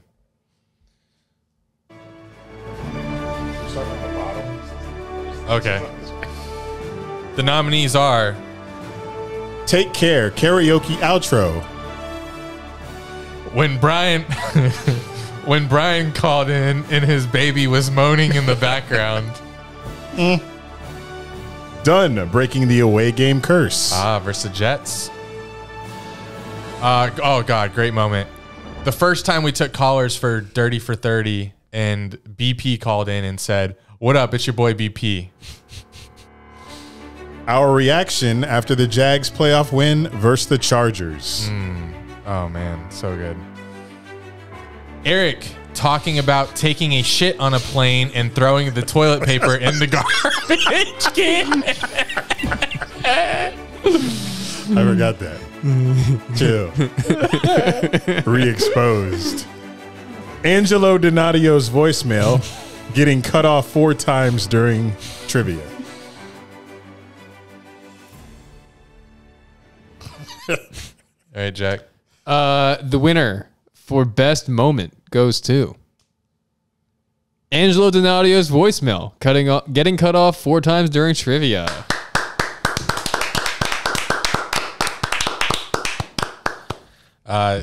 Here to accept his award for his daddy award, is Angelo Donadio. Buddy, this is Angelo Donadio from Charlotte, North Carolina. I will humbly accept the award for best moment in the 2023 Daddy Awards. You know, I couldn't have done this without all my fans, all of my friends, and even all of the haters. So thank you. And happy 6th anniversary, Dunn and Drew. Keep it up. I, love hearing the podcast, getting to hang out with you guys. And all right, next best episode. Oh, let's play the music.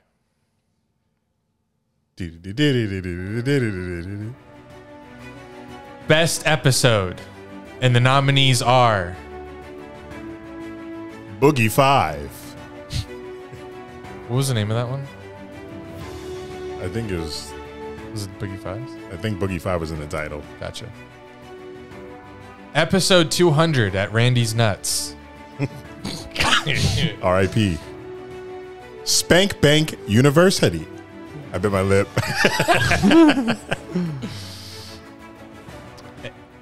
Well, that was it. Can I announce the winner? Yes, you can. The winner for best episode is episode 200 at Nice. Randy's Nuts. R.I.P. Here to accept the award is Randy from on Randy's out. Nuts. Imagine, that'd be sick. Here's your wristband.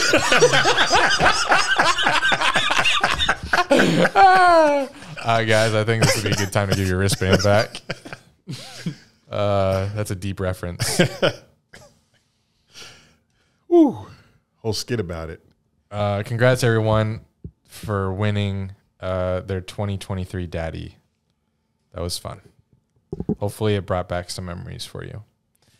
Let's go over our favorites. Who's your favorite guest of all time? Last 6 years. 6 years. Definitely the FAU basketball team, just because of the moment in time. And then we had never gotten a guest that big and that relevant in the moment. So that was very crazy to see a Final Four coach in front of me and talk to the team and shit. Yeah, that had just been on the national stage in March Madness. Crazy. I wanted to pick a different one than you, so I picked Josh Scobie because that was an interview where like I didn't really need notes and like I was just completely engulfed in the interview and didn't need to check anything what I was going to ask him next. And he gave us like great sound bites, like seeing Peyton Manning while he's playing at the Masters. Yeah. That was cool. Reliving like the 2010 game versus the Colts, the 59-yard field goal that was at was awesome. So that's my favorite guest. Jack? I mentioned it before. I feel like I wanted to give Jordan Poyer some love. I thought he was a good guest. Yes. Has been a good guest. He has been. I'm shocked that he was not. I think Discord did forget some people, but Jordan Poyer was not expected him to be forgotten. Best segment. What's your best favorite segment? That'd be top 100. I invented it, and I think it was creative, and I think it's creative enough, which is why we still do it. And I think it provides some humor. It could drag on. And it's so hard that nobody has copied it. No. We get copied a lot, but nobody has taken this because they're too scared. Yes, people are always watching our pod, like what can they, because we're small enough to where they can copy us and no one will know. So we have producers from top shows watch our podcast and steal our stuff. But this one has not been stolen. If it is, if it ever does, it will be so obvious because we've been doing this for 6 years, 5 years, going on 6. I can't wait for the one coming up. Yes, this segment's produced a lot of good moments, and it's very original in the idea. Yes, my favorite segment, the listener call-ins back in when we did them in season, and people would give us their takes. I felt those were more genuine calls than the trivia. Like we had more interaction with the listeners when they got to call in and talk about something they actually, cared about. So it was real emotion. So I liked talking or hearing their call-ins and then analyzing them and like roasting them or agreeing with them. And I love fan interaction or listener interaction. So the call-in's my favorite segment because I'm all about that engagement with the community. Jack? It's a basic one, but I agree with Andy. Top 100. Fair. It is my favorite every year. So even Andy's stepbrother says he only tunes in. Right. Really? Yeah. I remember he said that. He said he only listens when we're doing top 100. Huh. So maybe we should start in like December and just make it a year long. Okay. Reveal one per episode. 2. Yeah. That would work. That would line up. Favorite host? This one was tough. Between you. Between me, you, and Jack. I'll go with Jack. How about you, Jack? I don't show favoritism. I pick Colin. Who? Colin. Oh. Who? Eric? I chose Andy. Why? Oh, shit. You can't ask I me. choose Eric. All right. No, I choose Eric. No, I choose Eric. You chose me. I don't get picked now? No. All right. Because you want to play this game of not showing favoritism. All right, that's fine. I don't want to be favorite. It's not favoritism. What is it? Why am I your favorite? Why are you giggling? I don't know. Wait, hold on. You have music for this? Why am I your favorite? You're my favorite host because you're the reason we have the pod. True. I was expecting this. So 6 years ago, I had an idea. But that idea it was just an idea. It was just a dream. But dreams are merely dreams without action. And this has been a lot of action. This has been 6 years of action. How far have we gotten? Well, This sounds like you're acting. I won't speak on that. But just know that we have a long way to go. But I humbly but proudly accept this award for best host on Dunn and Drew. So thank you. I hope I didn't overshadow your acceptance speech, because I know you kind of won, but then I just won. Yeah. That's okay. That's fine. All right. I don't want that to be awkward. I was chosen by the listeners. but You're chosen by one person. Yeah, but Eric. All right. So. Jack has provided ample amount of... What's so funny? What, ample. Ample's a good one. Yeah, it's a good word. Ample amount of research. You bring a lot to this pod that we never had before, like credibility and actual knowledge of things. You say things on the pod that I would never think of. So adding you gives people what I bring, which is, comedic flair. But then it goes back to me because because it was my idea in the first place. To bring me. To bring you. Like bring a third person. Yeah. And then we brought you, and then I was like, all right, that's good enough. Yeah. So then you're still here. Kind of what I suspected. I think I said that on the first show I was on. Voice crack. Yeah.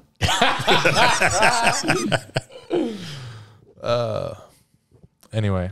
Yes. Best moment. Favorite moment. When you asked this question in Discord and people were giving theirs and giving us videos, I was like, damn, we funny as fuck. Because it's so hard. Okay, hard to choose. I actually need to go through. Keep going. Like, But people sent some good. So the clip where we're impersonating Hunter was just amazing improv. I'll play it. I'll give you a would you rather, buddy. Would you rather It's got a list. have to wear red socks for the rest of your life, or only wash your hair once a year? Let me hear it. Love you guys. Can't wait to see you again. Bye. Did you hear that at the end? Hunter, what the fuck are you doing up? Hunter, what'd you just ask them? Hunter, you better be washing your hair. You got wet socks again.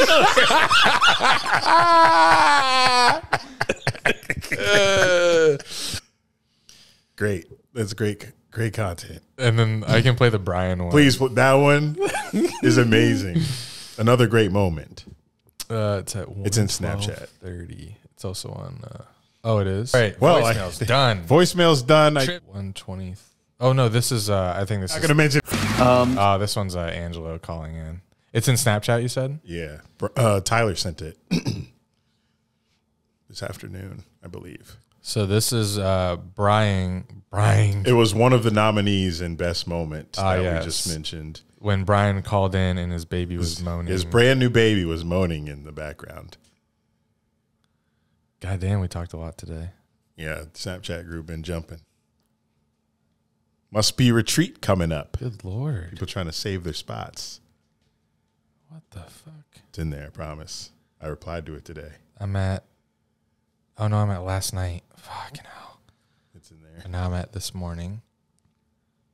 Tyler sent it, right? Yeah, Tyler sent it, and We're at noon. Saved in the chat. Oh, it's saved? Yeah. Someone hit save on it. It's crazy that a video is hard to find. What the fuck? I'm just scrolling deep on Dunn and Drew Instagram just to see some old stuff. Nick Kerr is good.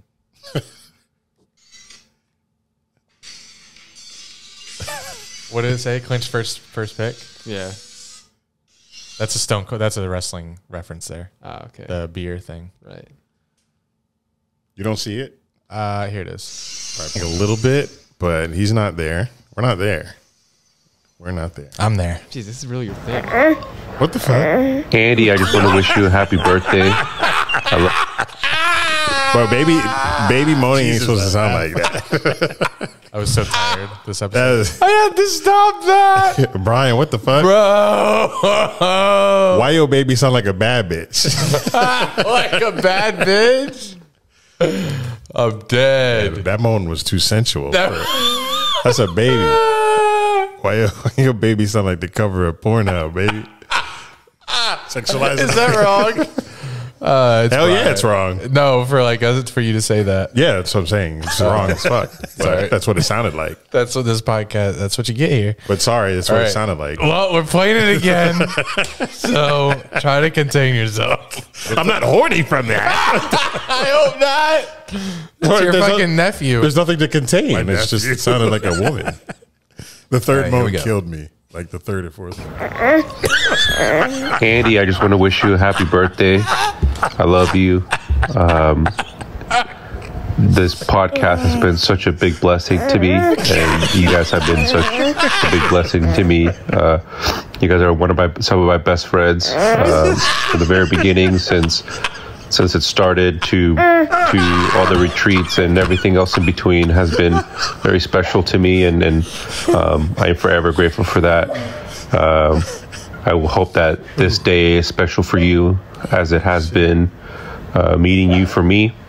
So I just want to wish you a happy birthday. I love you. Keep doing what you're doing, and I'll see you soon. Wow. Yeah, it was good. But yeah, my favorite moment that I put here was when we read the first Hung and Promiscuous script. Damn, I don't remember that. Do we even have that in our? No, that's I just remember the moment where who wrote that? Just us? Yeah, we wrote the first few, I think, and then we let the Discord do it. But when we first wrote it, this was back when we would drink every episode, so we were fucking hammered reading these. Damn. And I just couldn't keep it together on one of the lines. I think it was pussy juice. I forgot what the context was, but the word was pussy juice, and I couldn't read that shit without dying. So good. I think we were in your Ponte Vedra townhome. Probably. That's how far back it was. So here's a great clip from this is maybe our second episode ever. Son. Second. His name is Nick. Oh. If you missed it, so Steve Kerr's son, his name is Nick, right? Nick, yeah. I know a lot of Nicks. What's Nick's full name? It'll be Nick Kerr. What the fuck? What is Steve doing here? Damn. Is Steve Kerr a racist? Did he think this would fly under the radar? That's probably why he sent him to the Spurs. Wow. Nick Kerr. I'm not going to say it. You said it. Just say his name, bro. It's not a big deal. Nick Kerr. Yeah, Nick Kerr. You got to really pronunciate and then have a pause after both of the Ks. Nick Kerr. I wonder what school was like for him. Nick Kerr. Here. So Steve Kerr. That's a classic right there. That's when we had if you missed it, a logo Shaq a sketch. Oh no! If you missed it, we did a Shaq and Kenny impersonations. I don't know if I should play that. Play it. Should I? Yeah. Okay. Jack loves those guys. Yeah. If you missed it, Shaq and Chuck gonna be cringe. had an amazing back and forth on Inside the NBA after the Celtics and Cavs game. We're good at voices. They were. It was close to a fight. It almost looked like Shaq was going to jump across the table and. This is May 26, 2017. I think we have a soundbite from that. Let's pull that up real fast. You don't want to mess around, Chuck, because you have no idea what you're talking about. You've only been in the finals once. I wasn't riding on Dwayne Wade and Kobe coattail. Doesn't matter, Chuck. I got the same thing you got, and I pat you up for 10 years. If I've been riding on Kobe coattail, Dwayne Wade, and Alonzo Mournings too, I forgot about him. People question why you're in the Hall of Fame anyway. Bum. Why'd this get so personal? We're only talking about Game 5. Chuck always interrupted me. No, that was Chuck. I'll punch you in Ernie. your face. I'm going to throw one of these chicken wings at your fat ass. You're going to grab it like one of them birds do. What? And scene. Sick. That was good. Thank you. What's this one? I love the WNBA. It's just a video made. This is. I feel like it's a running joke with you being left out of. No. Oh, that was the Pinocchio video. Yes, it was. Oh, Jesse Obama and. Oh no! This is a skit we did. Barry, how is it, man? What are you doing here? You want to hit? No. I'm good. I'm here with the proposition. Okay, what is it, Mr. O? I want to know if I can hit the meth. Oh, you want to hit of this? Aren't you like a high up dude? Like, don't you have like bills to pay and kids? I'm set for life. With the way our country's going, thought why not? I'll hit the meth. All right, here you go. You whoa. You done this before? Obama smoking. No, I haven't. I want to start dealing this stuff. Wait, what? Yeah. Okay. Sick. Lots of moments. Yeah. Oh wow. Did you have a moment? Did I have a moment? A favorite moment from the pod? Oh, here's us doing Take Care. Like I will, my only wish God. is I die real, cause that truth hurts and those lies heals, and you can't sleep thinking the lies still, so you cry still, tears all in the pillowcase. Big girls, I get a little taste on, pushing me away so I give it space on. Deal with a heart that I didn't break, I'll be there for you, I would care for you, I keep thinking you just don't know. Try to run from that, day you done with that, on your face, girl, it just don't show. When you ready, just say you ready, when all the packages ain't as heavy, the party's over, just don't forget me, we'll change the pace, or we'll just go slow. Ever have to worry. You won't ever have to hide. Don't hide. You've seen all my mistakes, so look me in my eyes. Cause if you let me, here's what I'll do. I'll take care of you like you're in a fucking nursing home.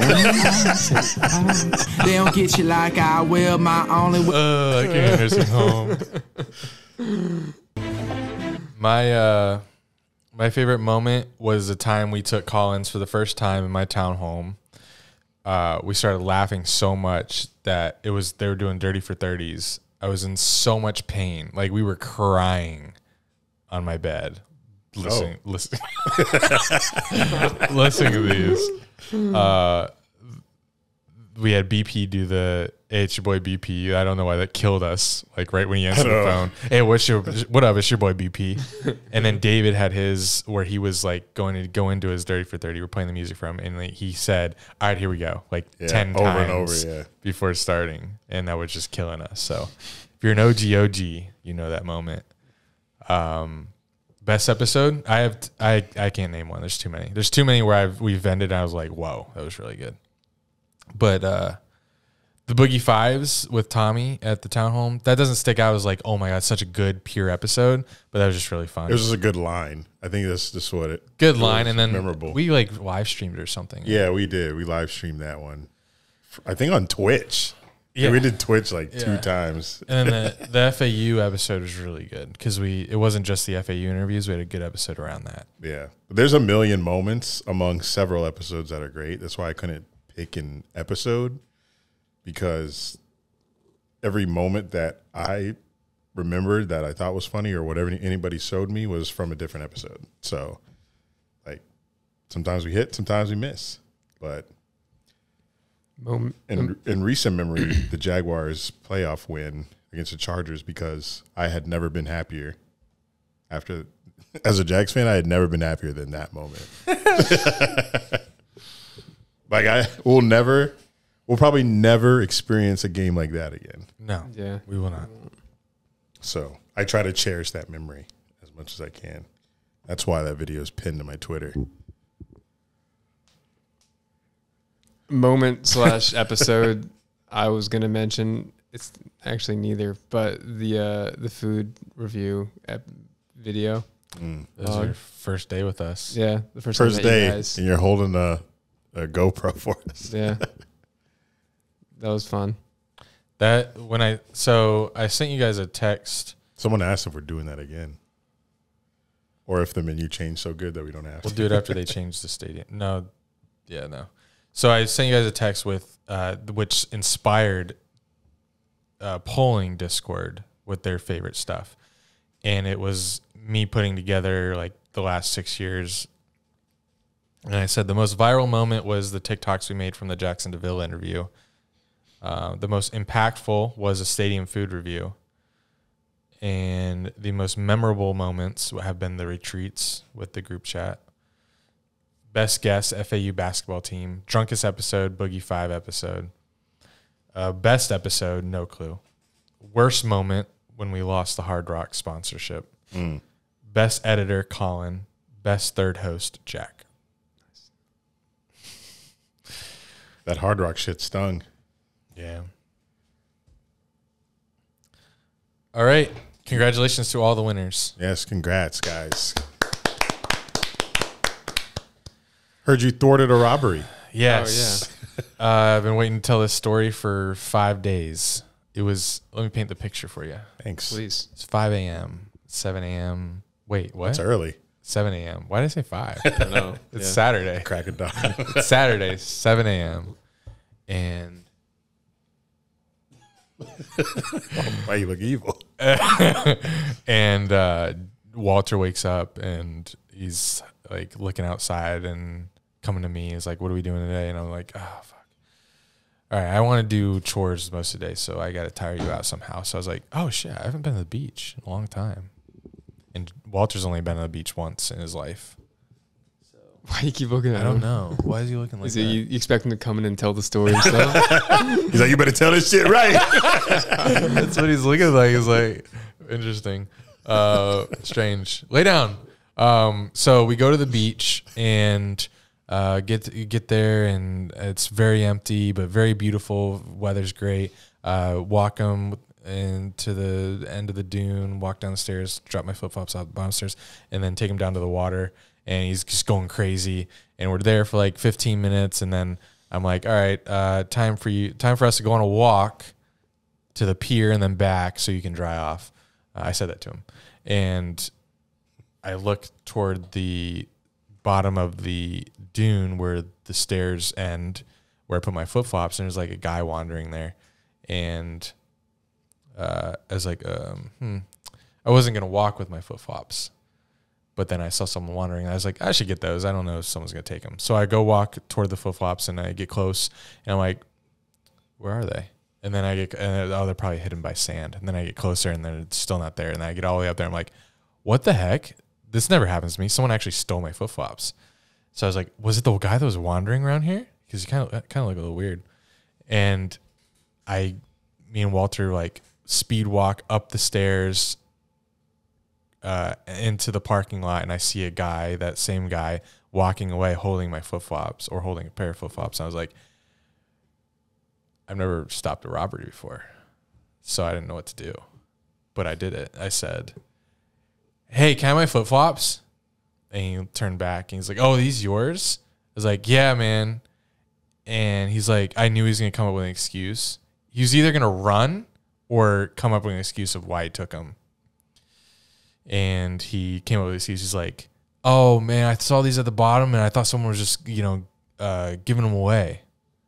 In my head, I'm like, Giving them away. No, this is the beach. On the beach sand. People always take off their shoes at the bottom. But me, I didn't want to challenge him because I wanted the flip-flops in my hand. Because if I challenged him, something could have happened. So like, oh man, totally cool. Yeah, you know, if they weren't like my favorite pair, you could totally have them.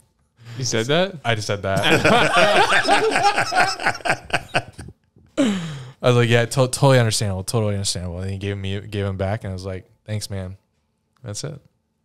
Is that what you were expecting? This is pretty sick. That's not what I was wasn't expecting it to be something you got yeah, stolen. I wasn't either. I thought you were stopping like an old lady from getting her purse stolen. Yeah. Not like literally. But this is like sick. Yeah. It's cooler that it's you. Yeah. It was like, in my opinion. You're not getting away with that. Because I originally called you Batman. Like you were helping somebody else, but you got your own shit back. Yeah. Sit up for yourself. Yeah, you don't pull up on me. Unless someone steals your bike. Yeah. Maybe you needed that because you don't like being challenged. I don't like challenging. Yeah. Yeah, no. That was tough for me. I was like, I had a little rush after that. Was the guy older than you or younger than you? Is it an old guy? Couldn't tell. He was definitely a drug guy. Oh. Yeah. I couldn't tell if he's homeless. Did you clean off the shoes? Oh, no. But he didn't put his feet in them. Touched them. Just holding them? He did touch them. But I put them back on my feet. Yeah, I put them back on my feet. Have you washed your feet since? No, I don't do that. That's funny though, man. If these weren't my favorite pair, they all yours. Why did I say that? I didn't have to say that. You're just like, oh yeah, sorry. Yeah, I have them back. Thanks. All right, see you. That was a good job. Yeah, yeah. You did what you had to do to get it back. You're lucky you didn't run. I played the game. I know. I think if it was like something more valuable, he would have ran.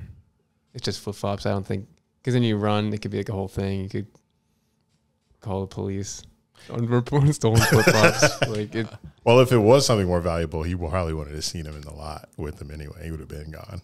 He'd been out of it probably. I don't know. I will say this: if he a bike, if he did not have shoes on his feet, I would have let him keep him. It's cap.